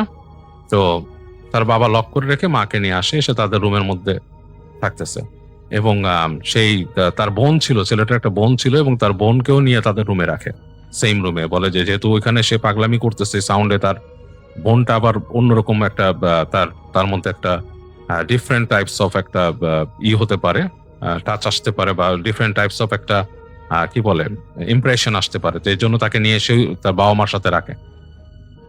তো যেটা হয়, ওই ছেলে কিন্তু তালা মেরে রাখছে, বেঁধে রাখছে ঘরের ভেতরে, যাতে সে কোনো নিজে নিজে কোনো সেলফ ডিস্ট্রাকটিভ কিছু না করতে পারে। তারা রুমে এসে তার বাবা বেশ কড়া মানুষ ছিল, এসে এরা বলে যে আমি সকালে টেক কেয়ার করতেছি, এটার ব্যবস্থা করছি আমি। আর তার মাকে বলে যে মানে কোনোভাবেই এখন এটা নিয়ে মানে খুব একটা ইমোশনাল হওয়া যাবে না, কান্নাকাটি করা যাবে না। সম্ভবত সে তার কোনো প্রবলেম হয়েছে মাথায়, যেখানে সে পড়ছে উপর থেকে, আঘাত পাইছে কিনা কে জানে। And আমি ওইসব মানে আজে বাজে জিনিস বিশ্বাস করি না যে সুপার ন্যাচারাল কিছু তাকে ধরছে বা আসর করছে এরকম। যদিও তার বাবা নিজেও কিন্তু বেশ মানে উদ্ভট ভাবে চিন্তা করছেন যে মানুষ পাগলামি করলো এইরকম আচরণ কেন করবে। যে যাই হোক, এগুলো বলে তার নিজেরও খারাপ লাগছে, নিজের ছেলে। তো রাতের বেলা একটা সময়, রাত হতে গভীর হতে হতে একটা সময় তারা টায়ার্ড হয়ে প্রায় ঘুমিয়ে পড়েন। তো বিছানায় শুয়ে আছেন। তো তারা যেটা করছে যে বাবাটা, তাদের রুমের মধ্যে একটা ডিভান ছিল, সেই ডিভানে তিনি শুয়েছেন এবং তার মানে ওনার ওয়াইফ আর ওনার মেয়েকে রাখছেন বিছানায়। তো শুয়ে যখন আছেন রাতের বেলা, অনেক রাত, তখন অনেক হয়ে গেছে, তিনি আসলে ঘুম আসছিল না, তিনি আসলে টেনশনে এবং মন খারাপ হয়ে শুয়েছিলেন, সবাই বাসায়, বাবা মা দুজনই। তো একসময় তাদের ঘুম এসে গেছে আর কি, ক্লান্ত হয়ে ঘুমায় গেছেন আর কি। তো বাবা যখন ঘুমায় গেছেন, হঠাৎ করে বাবার ঘুমটা পাতলা হয়ে গেছে এবং তিনি শব্দ পাচ্ছেন, যে মনে হলো তাদের রুমের ভেতর দিয়ে কেউ হেঁটে আসছে, থপ থপ থপ থপ পায়ের শব্দ। রুম কিন্তু অন্ধকার, রুমের মধ্যে কিন্তু আলো কম, কারণ বাইরের জানালা দিয়ে, মানে তাদের যে জানালা আছে, জানালার বাইরে থেকে যে রাস্তার আলো হালকা আসছে ঘরে, সেটাই কিন্তু আলো, আর কিছু না। রুমের মধ্যে অন্ধকার। তো তিনি মানে ঠাউর করতে পারলেন না কয়েক সেকেন্ড যে কিসের শব্দ, কার পায়ের শব্দ, রুমের মধ্যে কে হাঁটছে। একবার উনি বামে তাকালেন, তাকায় দেখলেন যে ওনার ওয়াইফ আর মেয়ে শুয়ে আছে খাটে। আর পরের সেকেন্ডে তিনি সামনে তাকালেন, তাকে তিনি শক পেয়ে গেলেন, পুরো শরীর মনে হলো ওনার যে একটা ইলেকট্রিক শক চলে গেল পুরো মাথা থেকে পা পর্যন্ত। আর গুজবাম্প সাথে সাথে হলো, তিনি দেখলেন ওই আলো অন্ধকারে বুঝছেন যে ওনার ছেলে হেঁটে আসছে ওনার দিকে, এবং এসে তার মাথার কাছে মনে হলো বসে পড়লো, হাঁটু গেড়ে বসে তাকে বলছে বাবা বাবা, এরকম ডাকছে ফিস ফিস করে, এবং মনে হচ্ছে যে একটা চাপা হাসি, মানে সেই বাবা ডাকের মধ্যে একটা চাপা হাসি। তো উনি ভালো মতো তাকায় দেখলেন যে ছেলে তার দিকে তাকিয়ে আছে এবং হাসছে ছেলে।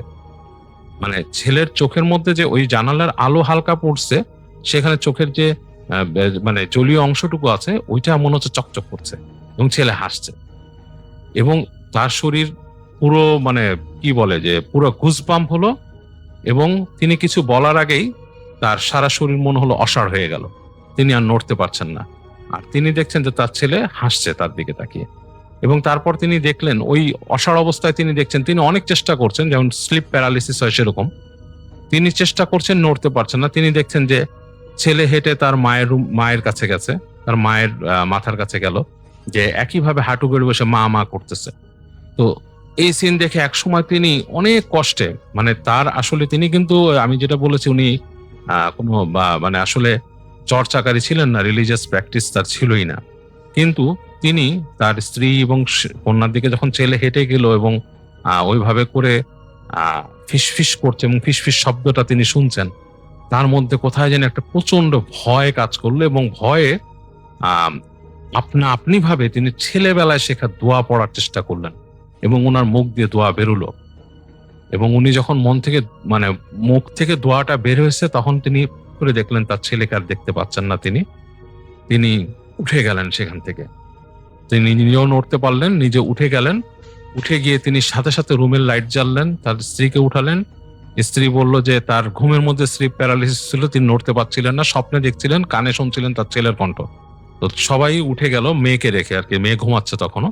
উঠে তারা দুইজনে গেল ছেলের রুমের দিকে, এবং তারা যেয়ে দেখছে যে তার ছেলের যে রুমটা লক করা, ছেলের রুমের জানলা কিন্তু খোলা, এবং সেই তারাই খুলে রাখছিলেন সেই জানলা দিয়ে গ্রিল ধরে ছেলে দাঁড়ায় আছে এবং মুখটা হাসি হাসি। মুখটা হাসি হাসি, তাদের দিকে হাসি হাসি মুখে তাকায় আছে ছেলে। হ্যাঁ, মানে অ্যাজ ইফ যে সে খুব মজা পেয়েছে কোনো কারণে, সে হাসতেছে। এবং ছেলে মানে প্রশ্নবোধক দৃষ্টিতে তাকায় আছে ও আমার দিকে হাসি মুখে, যেই হাসিটা উনি দেখছে একটু আগে সেটাই। এবং প্রচন্ড রকমের ভয় পেলেন তিনি কিছু করার নাই। তো ছেলে যখন চলে যাচ্ছে আবার ফিরে, বাপ মা দুইজনই রুমের দিকে, তখন ছেলে ওখান থেকে বলছে একইভাবে, বাবা বাবা বাবা বাবা, মানে একটু জোরে, ফিসফিসিনটা জোরে। কিন্তু ছেলের হাতে কিন্তু বাঁধন নাই, সেটাও তিনি খেয়াল করছে, তিনি বেঁধে রেখে আসছিলেন। রুমের দরজায় কিন্তু তালা মারা আছে এখনো, তিনি দেখতেছেন যে এখনো তালা লাগানো আছে। তখনকার সময়কার গ্লোব তালা ছিল, সেই গ্লোব তালা লাগানো, কিন্তু হাতে কিন্তু বাঁধন নাই ছেলের। থেকে ছেলে বেরিয়ে তার রুমে আসবে ওখানে, মানে ভেরি স্ট্রেঞ্জ একটা জিনিস। তিনি রুমে ঢুকেই তিনি ভয়ে কাঁপতে কাঁপতে ফোন করলেন তার শালাকে, মানে ওই ছেলের মামাকে। এবং মামা বলল যে তোমাদেরকে আমি আগেই বলছি যে এখানে এটা অন্য কিছু, এটা আসলে এরকম না, তা আমি দেখি কালকে কি করা যায়। তো পরদিন তার মামা তাদের একজন পুরনো টিচার ছিলেন, মানে একজন মানে বাসায় ওনাদেরকে পড়াতেন, আরবি পড়াতেন। তিনি একজন আলেম, তিনি পড়াতেন। এবং তাকে খবর দিয়ে তার সাথে কথা বলে ওনার সাথে একটা অ্যাপয়েন্টমেন্ট সেট করে তিনি দুপুরে খুব রিকোয়েস্ট করেন সে আলেমকে যে আমার ভাইগনার অবস্থা খারাপ, আসতে হবে, সেই আলেমকে নিয়ে আসেন। তো সেই আলেমকে নিয়ে বাসায় আসার পরই নাকি ওই ছেলে পাগলামি শুরু করে দেয়, চিৎকার চেঁচামেচি করতে থাকে। তো আলেম এসে দোয়া পড়ে বাসায় ঢোকেন এবং আলেম এসে বলেন যে আমাকে ছেড়ে দেন, আমাকে ওই রুমে ঢুকতে দেন, আমি ওর সাথে কথা বলতেছি, সব ঠিক হয়ে যাবে। তারা তো ওই ছেলের ফেরোসাস রূপ দেখে ছেলে এটা ভাঙতেছে ওইটা ভাঙতেছে এবং ঘর ঘর শব্দ করতেছে, আলেমকে ঢুকতে দেবেন না। আলেম বলে কোনো চিন্তা করবেন না।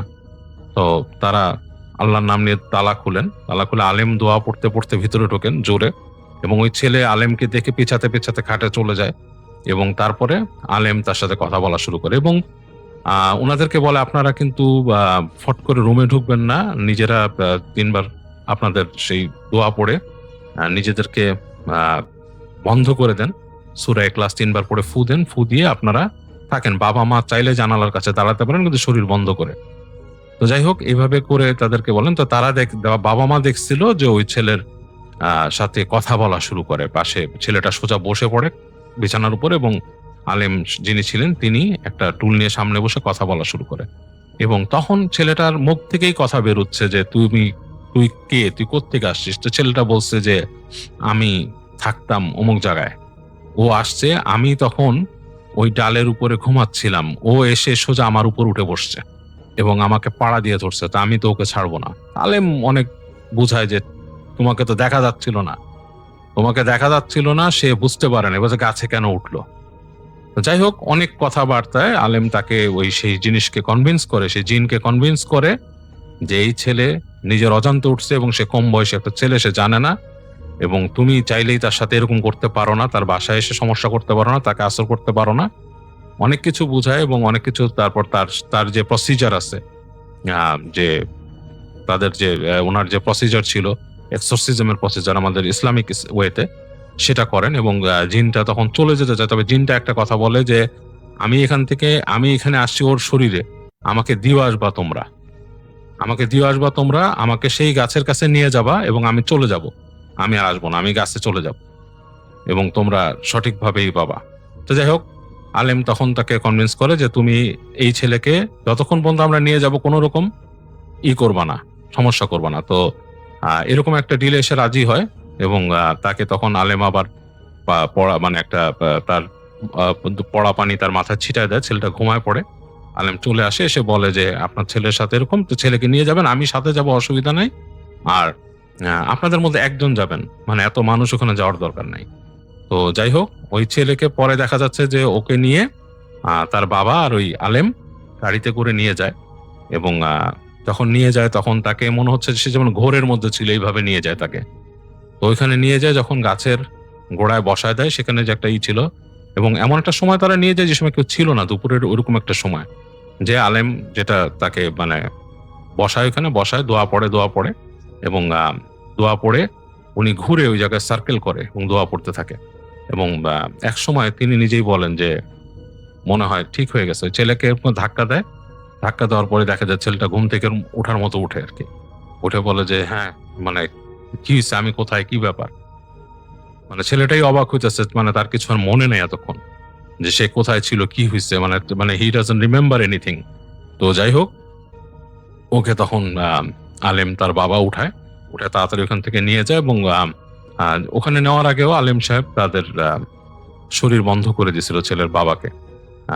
তারপর নিয়ে আসে, এবং এর জন্য পরে আলেম উনি বাসায় এসে তাদেরকে বলেন যে আপনাদের বাসায় যে প্র্যাকটিস নাই, রিলিজিয়াস প্র্যাকটিস নাই, ছেলেকেও প্র্যাকটিস করার নাই, কোনো কিছু শেখার নাই, এটা তো আপনাদের দোষ। আপনার ছেলে তো স্কুলে পড়ে, সে হয়তো স্কুলে ওইভাবে জানে না, বাট আপনি একজন মানুষ হিসাবে প্রত্যেকটা মানুষেরই নিজের ধর্ম আছে, এবং তার উচিত তার পরিবারে সেটার একটা প্র্যাকটিস করা, যারা যেই ধর্মে বিলং করে।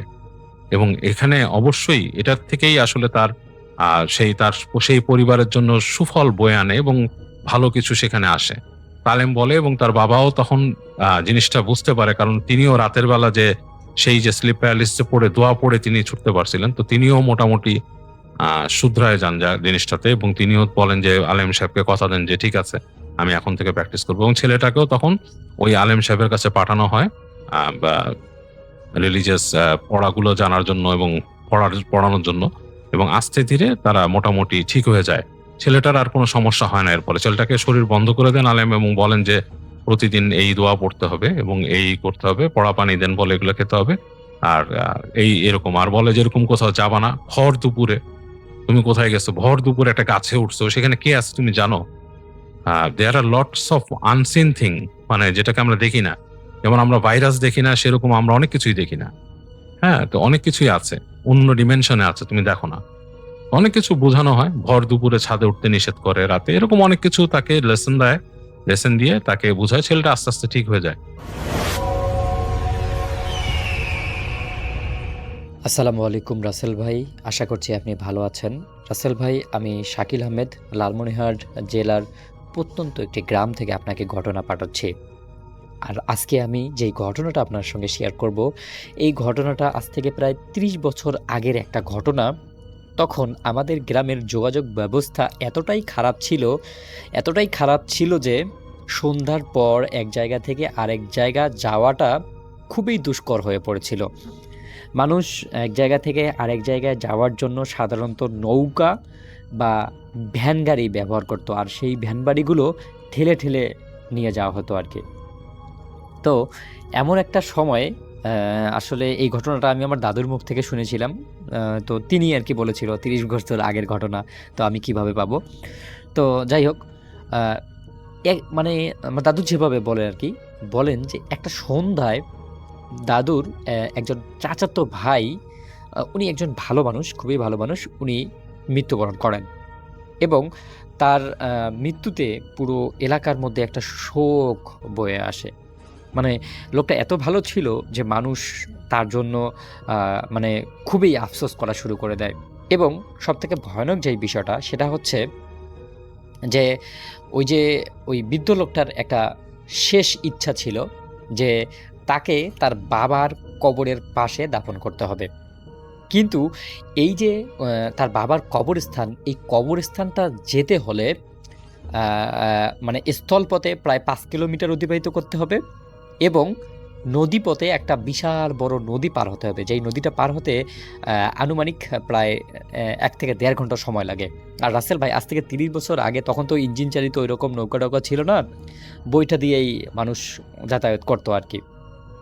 যাই হোক, এই যে মানে মুরব্বী সাহেবের যে শেষ ইচ্ছা ছিল তার বাবার পাশে তার দাফন করা, তো এইটা আসলে কেউ মানতেছিল না।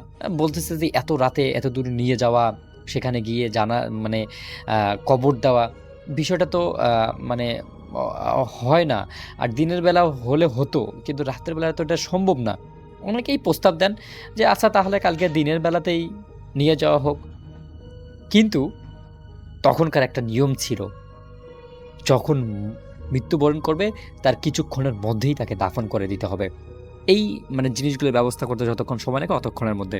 মুরব্বীরা বলে যে না, তাকে এত সময় দেওয়া যাবে না, সে আমাদের জন্য অভিশাপ করবে।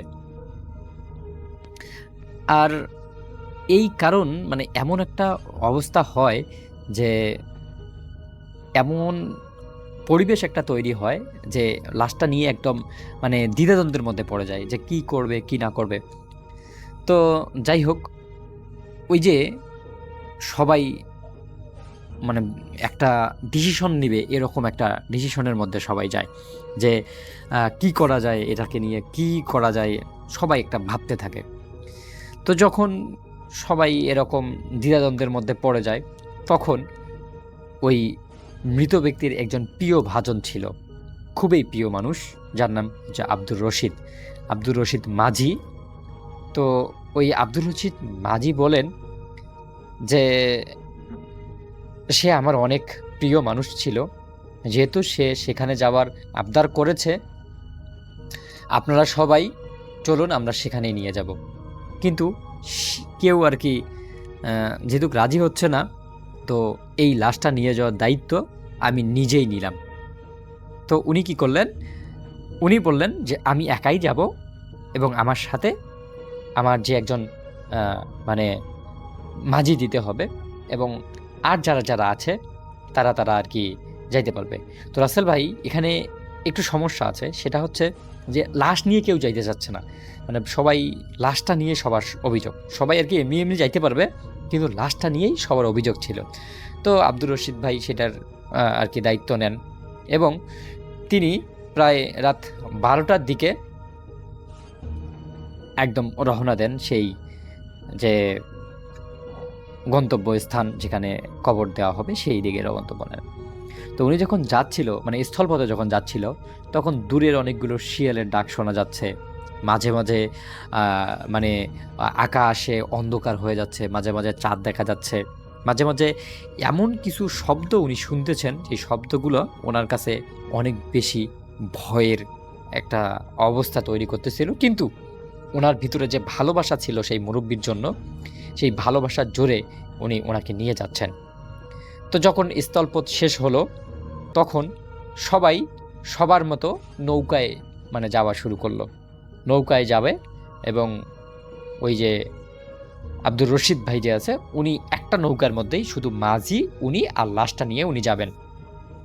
নৌকাটা ছিল একদমই কাঠের, মানে অনেক পাকাপোক্ত শক্ত, এবং কাফনের কাপড়টা যে ছিল সেই কাফনের কাপড়টাতে প্রথমে হচ্ছে মানে কাফনের কাফন পরানো হয়েছে, তার উপরে মানে কি বলে ওই পলিথিন দিয়ে ভালো করে মানে বেঁধে রাখা হয়েছে যেন কোনো রকম সমস্যা না হয়।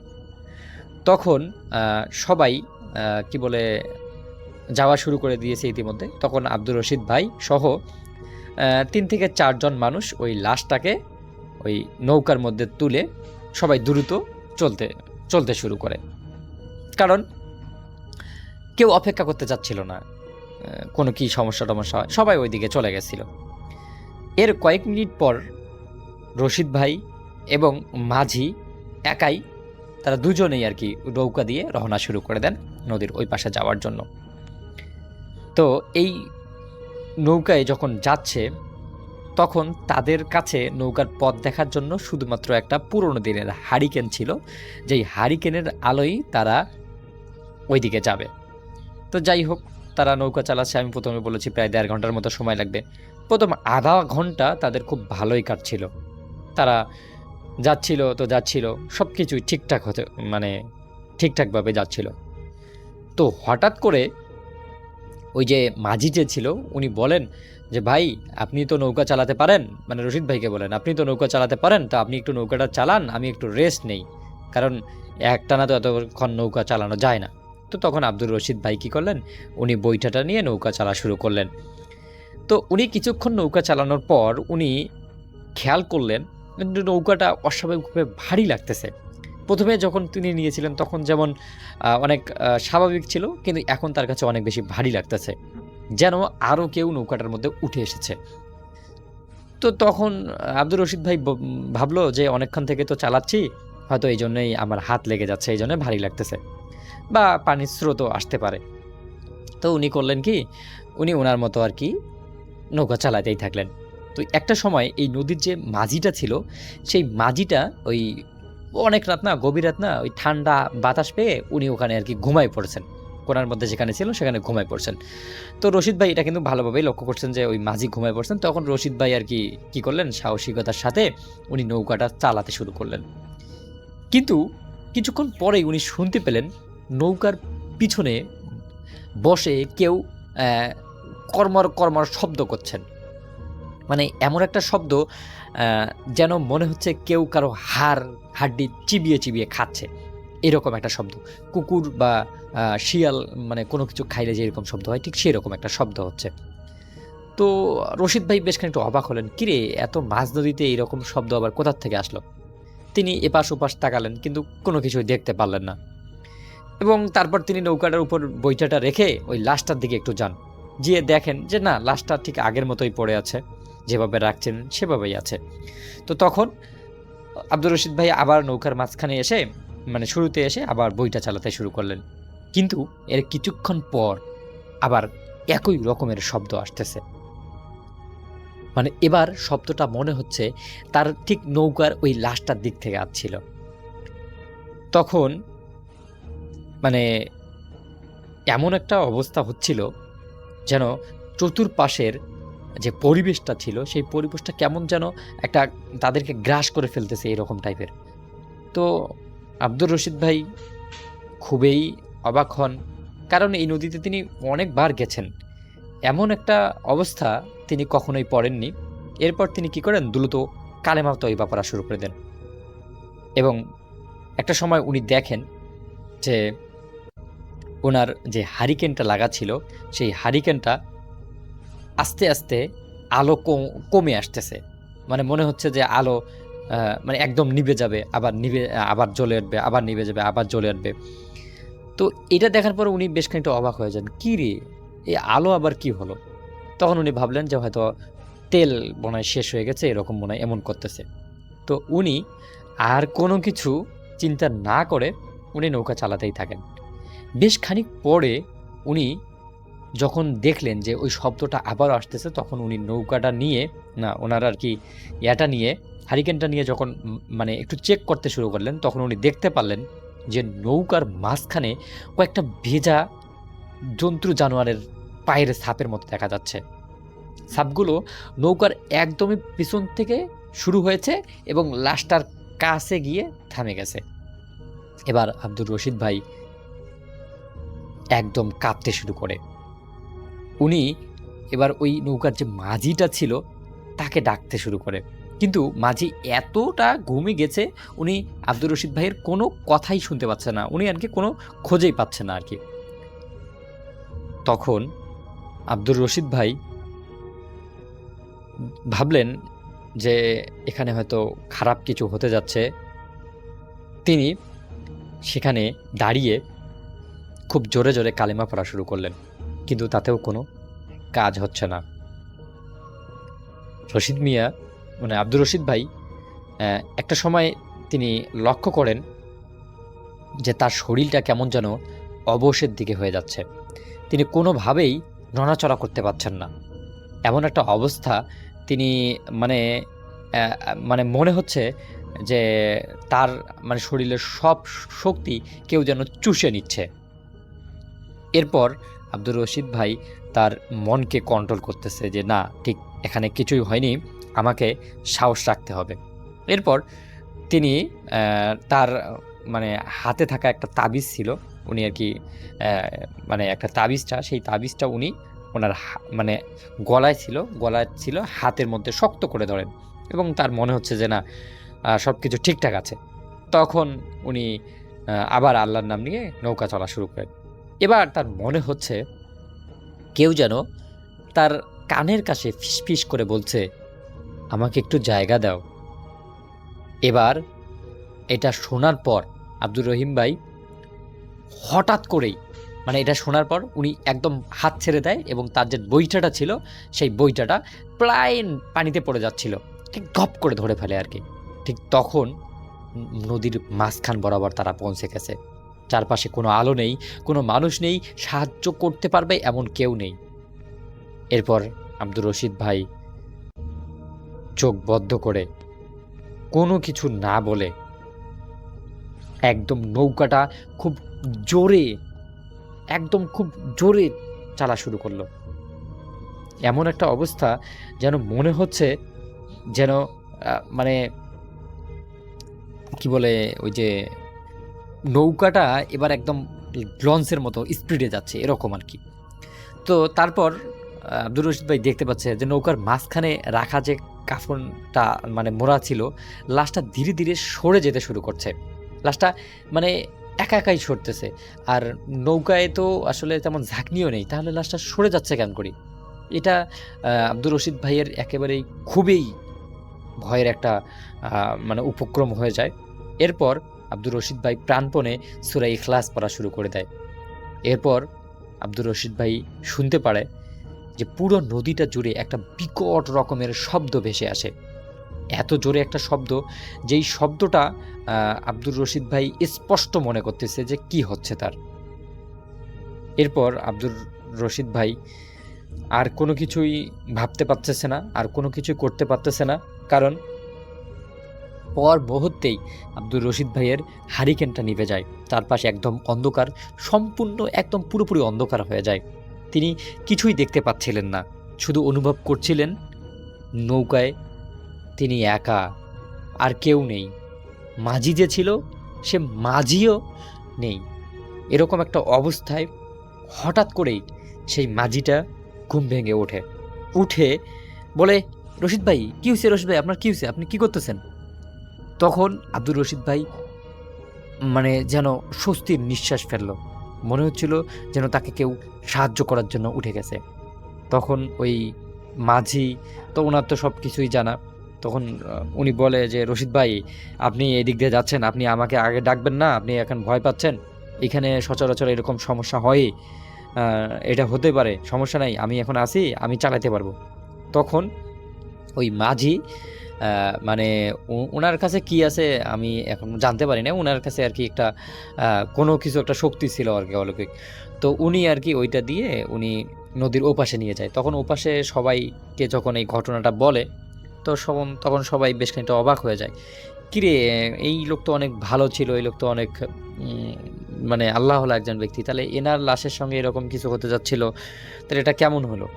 তখন ওই ওই যে কবরস্থান যে মসজিদ ছিল, সেই মসজিদের যে মুয়াজ্জিম ছিল, উনি আর কি যেই মৃত ব্যক্তি ছিল তার খুবই ঘনিষ্ঠ ছিল। তখন উনি বলে যে আসলে এই যে নদীটা ছিল, সেই নদীটাতে এই মৃত ব্যক্তির অনেক একটা সম্পর্ক ছিল, গভীর একটা সম্পর্ক। সেই সম্পর্কটা আসলে কি সম্পর্ক সেটা এখনো জানা যায়নি। আমি রাসেল ভাই যদি জানতে পারি সেই সম্পর্কটা, আবার এখানে মনে হচ্ছে আরও একটা ঘটনা আছে, সেই ঘটনাটা যদি আমি জানতে পারি আমি আপনার সঙ্গে শেয়ার করবো রাসেল ভাই। ঘটনাটা 1994 সালের। ঘটনাটা বলার আগে কিছু কথা বলে নিই।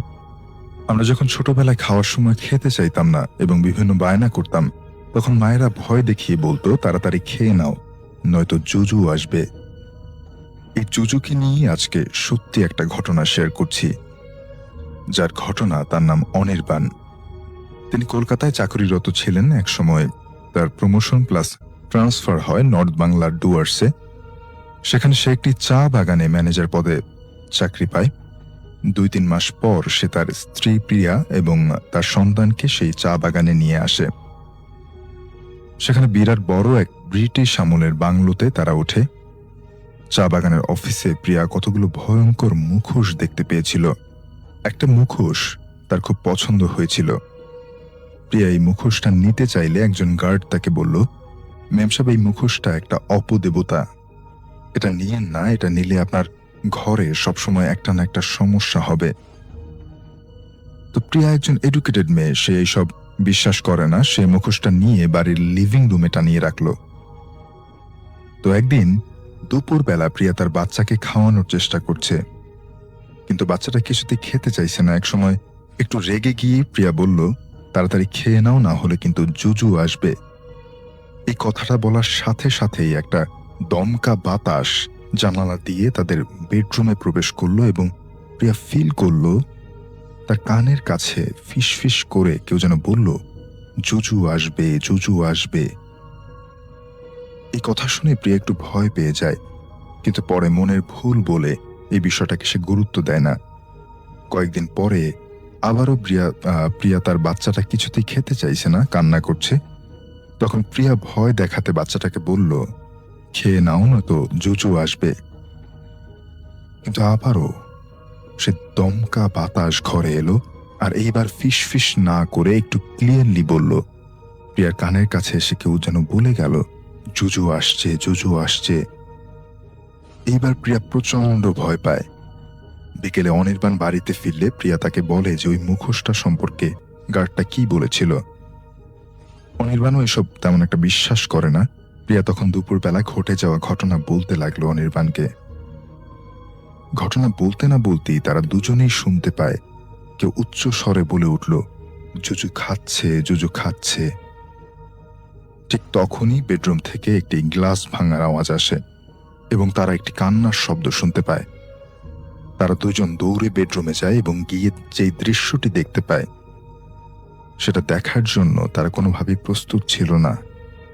তারা দেখল খাটের পাশে কটের উপরে দাঁড়িয়ে আছে একটা বিভৎস চেহারার প্রাণী, যার মুখের ভেতর ছিল প্রিয়ার বাচ্চার অর্ধেক বডি। প্রাণীটার চেহারাটা ছিল কিঞ্চিত নেকড়ে, কিঞ্চিত শেয়ালের মতো। পাগুলো ছিল লম্বা ও সরু, হাতের নখগুলো ছিল চিকন। সব মিলিয়ে ওর চেহারাটা ছিল ভয়ানক। প্রাণীটা প্রিয়া এবং অনির্বাণের দিকে এক নজর তাকিয়ে জানালা দিয়ে দৌড়ে বেরিয়ে গেল, আর সাথে সাথে বাচ্চাটার মৃতদেহটা নিয়ে গেল। এই দৃশ্যটা সহ্য করতে না পেরে প্রিয়া এবং অনির্বাণ দুজনেই সেন্সলেস হয়ে পড়ে গেল। এই ঘটনার পর তারা দুজনেই খুব ভেঙে পড়েছিল এবং তারা কলকাতায় চলে আসে। এর কয়েকদিন পরেই প্রিয়া আত্মহত্যা করে। তার আত্মহত্যাটা ছিল খুবই ভয়ানক, আর এই শোক সহ্য না করতে পেরে অনির্বাণ অনেকটা পাগল হয়ে যায়। নিজেকে সবসময় ঘরবন্দি করে রাখে, তবে তার মাঝে ছবি আঁকার একটা ঝোঁক বসে যায়। সে শুধু একটা ছবি বিভিন্নভাবে আঁকা শুরু করে, আর সেই ছবিটা ছিল জুজুর। আসসালামু আলাইকুম রাসেল ভাই, আশা করছি আপনি ভালো আছেন, কারণ আমি জানি আপনি সব সময় ভালো তলেই থাকেন। রাসেল ভাই, আমি শাকিল আহমেদ, লালমনিরহাট জেলা থেকে আপনাকে ঘটনা শেয়ার করছি। আর আজকে যেই ঘটনাটি আমি আপনার সঙ্গে শেয়ার করব, এই ঘটনাটা একটি গ্রামের ঘটনা। তাই রাসেল ভাই, কোনো কথা না বাড়িয়ে সরাসরি আমি ঘটনায় চলে যাচ্ছি। আর এই ঘটনাটা আমি শুনেছিলাম আমার একজন খুবের কাছের, মানে একদম কাছের একজন প্রতিবেশীর কাছ থেকে। যেই এলাকার আর কি ঘটনা, সেই এলাকাটার নাম আমাকে আসলে উল্লেখ করতে নিষেধ করেছে, এজন্য বলছিলাম। এলাকাটা অনেক সুন্দর একটা এলাকা। গ্রামটা চারদিকে সবুজ শ্যামলে ঘেরা, মাঝখান দিয়ে একটা নদী আছে। মানে একটা ভালো গ্রাম হতে যেই বৈশিষ্ট্যগুলো দরকার, সব বৈশিষ্ট্য এই গ্রামটির মধ্যে ছিল। কিন্তু গ্রামের উত্তর দিকে একটা ভাঙ্গা কাঁচা মাটির বাড়ি ছিল, যেটার পাশ দিয়েই মানে সূর্য ডোবার পর কেউ হাঁটতো না। কেন হাঁটতো না, এই বিষয়টা নিয়ে আপনারা সামনে জানতে পারবেন। আর লোকজন বলতো যে ওই যে গ্রামের শেষ মাথা যে কাঁচা মাটির বাড়িটা ছিল, সেই বাড়িতে বহুদিন আগে একজন বৃদ্ধ লোক থাকতেন। এক বর্ষার রাতে তিনি অনেক বেশি অসুস্থ হয়ে পড়েন, এবং তিনি তার যে সাহায্য ছিল বা চিকিৎসার জন্য অনেকেই মানে অনেককে ডাকাডাকি করেন, নাকি অনেক চিৎকার চেঁচামেচি করেছিলেন। কিন্তু খুব বেশি মানে বৃষ্টি এবং ঝড় হওয়ার কারণে আসলে তাকে কেউ সাহায্য করতে পারেনি। এবং পরদিন সকাল থেকেই মানে ওই বাড়িতে একটা ওই লোকটার আর কি মৃত লাশ পাওয়া যায়। তারপর থেকেই নাকি মাঝরাতে সেই বাড়িতে বিভিন্ন রকমের কান্না শোনা যায়, বিভিন্ন রকমের শব্দ আসে। মাঝে মধ্যে দেখা যায় যে ওই বাড়িতে কেউ যেন গুঙ্গিয়ে গুঙ্গিয়ে কাঁদছে, আবার মাঝে মধ্যে দেখা যায় বাড়িতে মনে হচ্ছে আবারও লোকজন দিয়ে ভরপুর। বিভিন্ন সময় বিভিন্ন রকমের ভয়ানক ঘটনা ঘটতো সেই বাড়িটাকে নিয়ে। কিন্তু রাসেল ভাই, আমি যার কাছ থেকে ঘটনাটি শুনেছি, আমার প্রতিবেশী, তিনি মানে এই ঘটনাটার একদম প্রত্যক্ষদর্শী, মানে একজন সাক্ষী। তো উনি একদিন রাত্রের বেলা, রাত প্রায় আনুমানিক 11:30 কি 12টা হবে, এই সময় উনি বাজার করে বাড়ি ফিরতেছেন। ওনার বাড়ি ফেরার সময় উনি লক্ষ্য করলেন আজকের রাতটা কেমন যেন একটা মেঘলাচ্ছন্ন, মনে হচ্ছে একটু পরেই বৃষ্টি আসবে, কঠিনতম বৃষ্টি আসবে। তো এটা দেখার পর উনি তাড়াহুড়ো করে খুব মানে কি বলে তাড়াহুড়ো করতেছেন, কারণ তার তো বৃষ্টির আগে বাড়িতে পৌঁছাতে হবে। এজন্য উনি খুব তাড়াতাড়ি করে শর্টকাট রাস্তা দিয়ে তাড়াতাড়ি আসার জন্য ওই যে কাঁচার বাড়িটা ছিল মাটিতে তৈরি, যে বাড়িটা ভৌতিক বাড়ি, ওই বাড়ির পাশ দিয়ে যে রাস্তাটা ছিল সেই রাস্তা দিয়ে আসে। কারণ উনি ভাবেন যে এখনও তো বৃষ্টি শুরু হয় নাই, আর বৃষ্টি শুরু হলে পরে ওইদিকে যাওয়াটা ঠিক হবে না, বৃষ্টির আগে আগেই আমি এই দিক দিয়ে পার হয়ে যাব। আর উনি যখন খুব তাড়াতাড়ি দৌড়ে দৌড়ে বাড়ি যাচ্ছেন, রাসেল ভাই বাড়ি যাওয়ার কিছুক্ষণ আগ মুহূর্তে আর কি, মানে ওই বাড়ির মানে কিছুক্ষণ আগ মুহূর্তে হঠাৎ করে বৃষ্টি চলে আসে, এবং এত জোরে বৃষ্টি হঠাৎ করেই নামতে শুরু করে যে উনি তাড়াহুড়ো করে ওই বাড়ির মধ্যে ঢুকে পড়েন। যদিও ওনার ভয় লাগতেছিল, উনি জানেন যে এই বাড়িতে বিভিন্ন ধরনের ভৌতিক ঘটনা ঘটে, তারপরেও উনি কোনো উপায় না পেয়ে ওই বাড়িতে ঢুকে পড়েন। এবং বাড়িতে ঢোকার পর উনি আর কি, ওনার শরীর কিছু অংশ ভিজে গেছে, ওই অংশগুলো ওনার পরনে যে শার্টটা ছিল সেই শার্টটা খুলে একটু চিপে মানে ঝাড়ে একটু এমনিতেই আর কি রেস্ট নেওয়ার মতো করতেছেন আর কি। ঠিক তখনই উনি সেই পরিত্যক্ত বাড়ির একটা রুমের ভেতর থেকে একজন বৃদ্ধের কান্না শুনতে পাচ্ছেন। এই কান্না শুনে উনি একদমই অবাক হয়ে যান। কিরে, এই বাড়িতে তো কোনো মানুষ থাকার কথা না, তো এই বাড়িতে আবার কান্না আসলো কোথার থেকে? ওনার তো আগে থেকেই ভয় ছিল, কারণ উনি আগে থেকে এই ঘটনাটা জানতেন। এখন আর উনি কোনো কথা বলতে পারছেন না। উনি মানে ভয়ে আর এই যে ঠান্ডার মধ্যে উনি একটু ভিজে গেছেন, এই দুইটা মিলে উনি থরথর করে কাঁপতেছেন। আর ঠিক তখনই একটা ভাঙ্গা গলায় শব্দ আসলো। শব্দটা ঠিক এরকম, একটু পানি দিবি। এই শব্দটা কেমন যেন মনে হচ্ছে আকাশ থেকে পড়তেছে, মানে গয়বি একটা আওয়াজ, বুম, অনেক বেশি বিকট শব্দ সুরে। এটা শোনার পর ওনার বুকটা ধড়ফড় করে উঠল। উনি এবার সত্যি সত্যি মনে করলেন যে উনি বিপদে পড়ে গেছেন, কারণ এই মানে বাড়ি নিয়ে অনেক ঘটনাই উনি জানেন এবং উনি বিশ্বাসও করেন।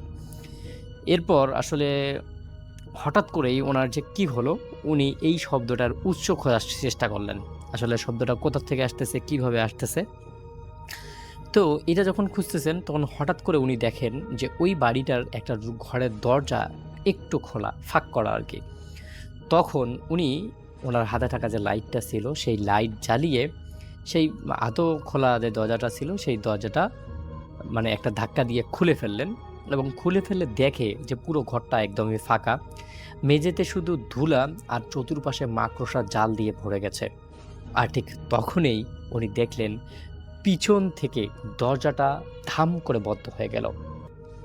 এটা মানে দরজাটা বন্ধ হওয়ার পর উনি আর ওনার কন্ট্রোল করতে পারতেছেন না, উনি খুব তাড়াতাড়ি করে দরজাটা খোলার চেষ্টা করলেন, কিন্তু দেখলেন যে না, দরজাটা একদমই খুলছে না, বাহির থেকে যেন কেউ দরজাটাকে আটকে রেখেছে।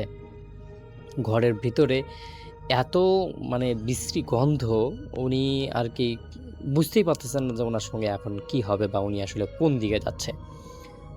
তো এরপর ওনার হাতে থাকা যে লাইটটা ছিল সেই লাইটটা দিয়ে উনি আশেপাশে একটু ভালোভাবে লক্ষ্য করার চেষ্টা করলেন, আর দেখলেন সেই ঘরের ভিতরে কয়েকটা হাড় দেখা যাচ্ছে, আর একটা কঙ্কাল মাথার খুলিটা পড়ে আছে। আর এগুলো দেখার পরেই উনি ওনার হঠাৎ করে পিছন থেকে একটা কোনো কিছু পড়ে যাওয়ার শব্দ পেলেন, আর এই শব্দে উনি চমকে উঠে যান। চমকে উঠে ওনার যে হাতের লাইটটা ছিল সেই লাইটটা মেঝের মধ্যে পড়ে যায়, এবং পড়ে যাওয়ার পরেই ধপ করে আলোটা বন্ধ হয়ে যায়, আর পুরো ঘরটা যে ছিল সেই ঘরটা একদমই অন্ধকারে ঘুটঘুটো হয়ে যায়। এরপর তিনি স্পষ্টভাবে শুনলেন যে ঘরের কোণ থেকে খুব ধীরে ধীরে একটা শব্দ এলো, মানে মনে হচ্ছিল কেউ যেন লাঠির ওপর ভর করে টুকটুক করে এগিয়ে আসতেছে, কিন্তু উনি তো অন্ধকারের মধ্যে একদমই দেখতে পারতেছেন না।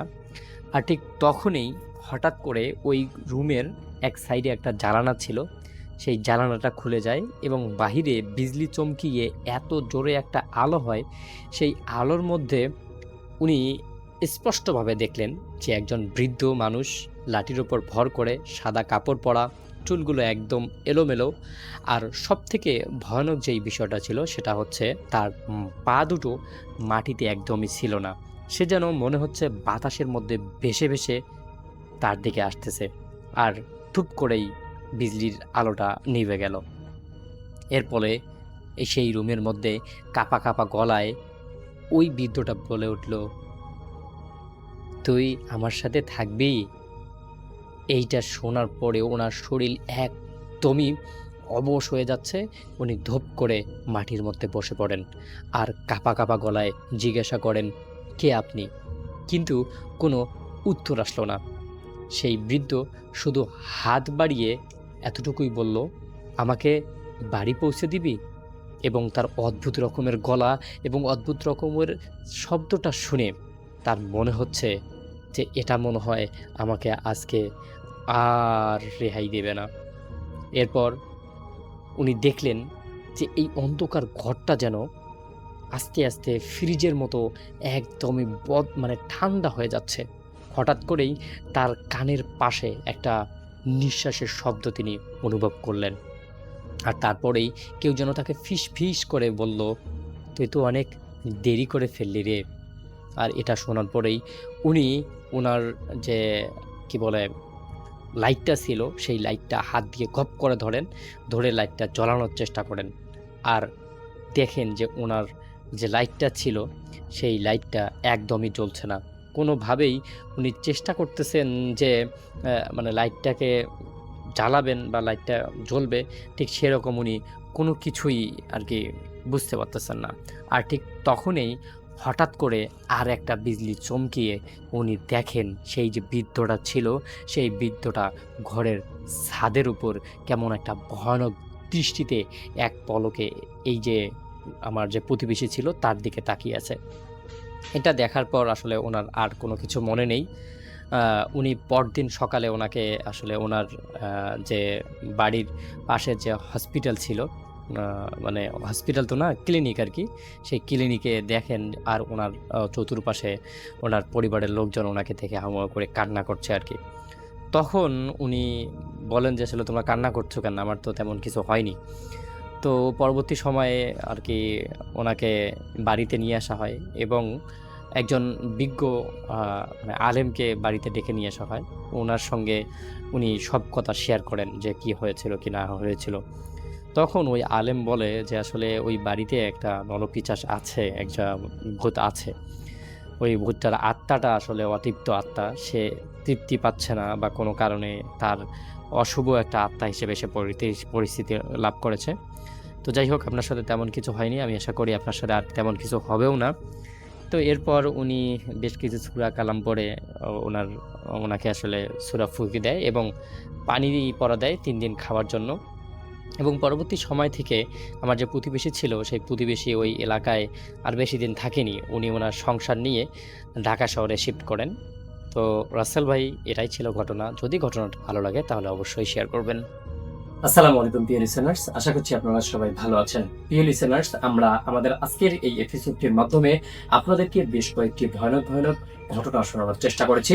যেই ঘটনাগুলো আপনাদের মাঝে উপস্থাপন করেছেন আমার সবার প্রিয় আর যে রাসেল ভাই, আর যে আফরান ভাই, ডক্টর আলিফ, বাবু ভাই, আর যে শাতিন ভাই এবং আরো অনেকেই কিন্তু আপনাদেরকে ঘটনা শেয়ার করেছেন। তার মধ্যে আমি শাকিল আহমেদ বেশ কয়েকটি ঘটনা কিন্তু আপনাদের সঙ্গে শেয়ার করেছি, যেই ঘটনাগুলো বাস্তব এবং ঘটনাগুলো ঘটে গেছে এবং কোনো না কোনোভাবে এই ঘটনাগুলো কিন্তু কালেক্টেড ঘটনা।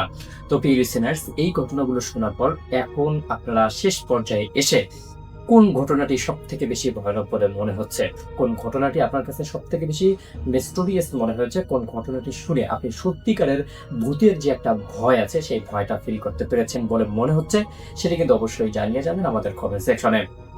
আর দর্শক যারা নতুন আমাদের আজকের এই এপিসোডটি প্লে করেছেন, আমি আপনাদেরকে রিকোয়েস্ট করব, আপনি যদি সত্যিকারের একজন হরহর লাভার হয়ে থাকেন, আপনাকে যদি এরকম ইমেল ঘটনাগুলো, বেস্ট হরহর স্টোরিগুলো ভালো লাগে, তাহলে অবশ্যই আপনি আমাদের চ্যানেলটি ভিজিট করবেন। কারণ আমাদের এই চ্যানেলটির মাধ্যমে আমরা প্রতিনিয়ত শুধুমাত্র বাছাই করে সেরা যেই ঘটনাগুলো আছে সেই ঘটনাগুলো নিয়েই আপনাদের জন্য এপিসোড আকারে প্রকাশ করি। প্রতি রাত্র 10টার সময়। আমি প্রতি রাত্র 10টার সময় কিন্তু এরকম ভিডিওগুলো প্রকাশ করে থাকি। আপনারা আমাদের চ্যানেলে প্রবেশ করলেই দেখতে পারবেন যে আমাদের চ্যানেলটিতে এইরকম ভয়ানক ঘটনাগুলো বাছাই করে এপিসোড আকারে আমরা আপলোড করে রেখেছি, যে ঘটনাগুলো আপনারা খুব সহজেই শুনতে পারবেন। আর যারা যারা আমাদের এই চ্যানেলটিতে নতুন এসেছেন তাদের কাছে আমি রিকোয়েস্ট করব, অবশ্যই চ্যানেলটিকে সাবস্ক্রাইব করবেন, পাশে আসা বেল আইকনটি অন করে রাখবেন, যেন আমাদের এই ভিডিওগুলো প্রতি রাত্র 10টার সময় আপনার কাছে খুব সহজেই যেতে পারে এবং আপনি শুধুমাত্র একটি ক্লিক করেই আমাদের ঘটনাগুলো শুনতে পারেন। তো প্রিয় লিসেনার্স, আর কোনো কথা না বাড়িয়ে আজকের মতো আপনাদের কাছ থেকে বিদায় নেব। তার আগে ছোট্ট করে একটা রিকোয়েস্ট থাকবে, আপনারা যারা যারা আমাদের এপিসোডগুলো দেখেন এবং আপনাদের যেই ঘটনাগুলো শুনতে ইচ্ছা করে, যেমন গ্রামের ঘটনা, মর্গের ঘটনা, শ্মশানের ঘটনা, স্কুল রুমের ঘটনা, তারপর হাসপাতালের ঘটনা, তারপর গ্রামের ভৌতিক ঘটনাগুলো এবং ডাক্তারের ঘটনা, আর সব থেকে বেশি যে ঘটনাগুলো মানে খুবই ভয়ানক, সেগুলো হচ্ছে রাত্রের বেলাতে মাছ ধরার ঘটনাগুলো। তো প্রিয় লিসেনার্স, এই ঘটনাগুলো আমরা কিন্তু ইতিমধ্যেই আপলোড করে দিয়েছি আমাদের চ্যানেলে। আপনারা চাইলে আমরা আরো বাছাই কাছাই করে সব থেকে ভয়ানক যেই ঘটনাগুলো আছে সেই ঘটনাগুলো নিয়ে শুধুমাত্র আপনাদের জন্য একটা এপিসোড তৈরি করে দেব আপনাদের রিকোয়েস্টের ওপর বেস করে। তো প্রিয় লিসেনার্স, অবশ্যই আপনাদের ভালো লাগার ঘটনাগুলো, কোন ঘটনাগুলো ভালো লাগে সেগুলো জানিয়ে যাবেন আমাদের কমেন্ট সেকশনে। আর বরাবরের মতো একটি রিকোয়েস্ট থাকবে, যারা যারা শুধুমাত্র ভিডিওগুলো দেখেন কিন্তু চ্যানেলটিকে সাবস্ক্রাইব করেননি, তাদের কাছে রিকোয়েস্ট থাকবে অবশ্যই চ্যানেলটিকে সাবস্ক্রাইব করবেন এবং খুব সহজেই আমাদের এপিসোডগুলো পাওয়ার জন্য পাশে আসা বেল আইকনটি অন করে রাখবেন। তো প্রিয় লিসেনার্স, আজকের মতো আপনাদের কাছ থেকে বিদায় নিচ্ছি, কিন্তু আগামীকাল ঠিক রাত 10টার সময় আবারও দেখা হচ্ছে ইনশাল্লাহ। ততক্ষণ পর্যন্ত সবাই ভালো থাকবেন, সুস্থ থাকবেন। আল্লাহ হাফেজ।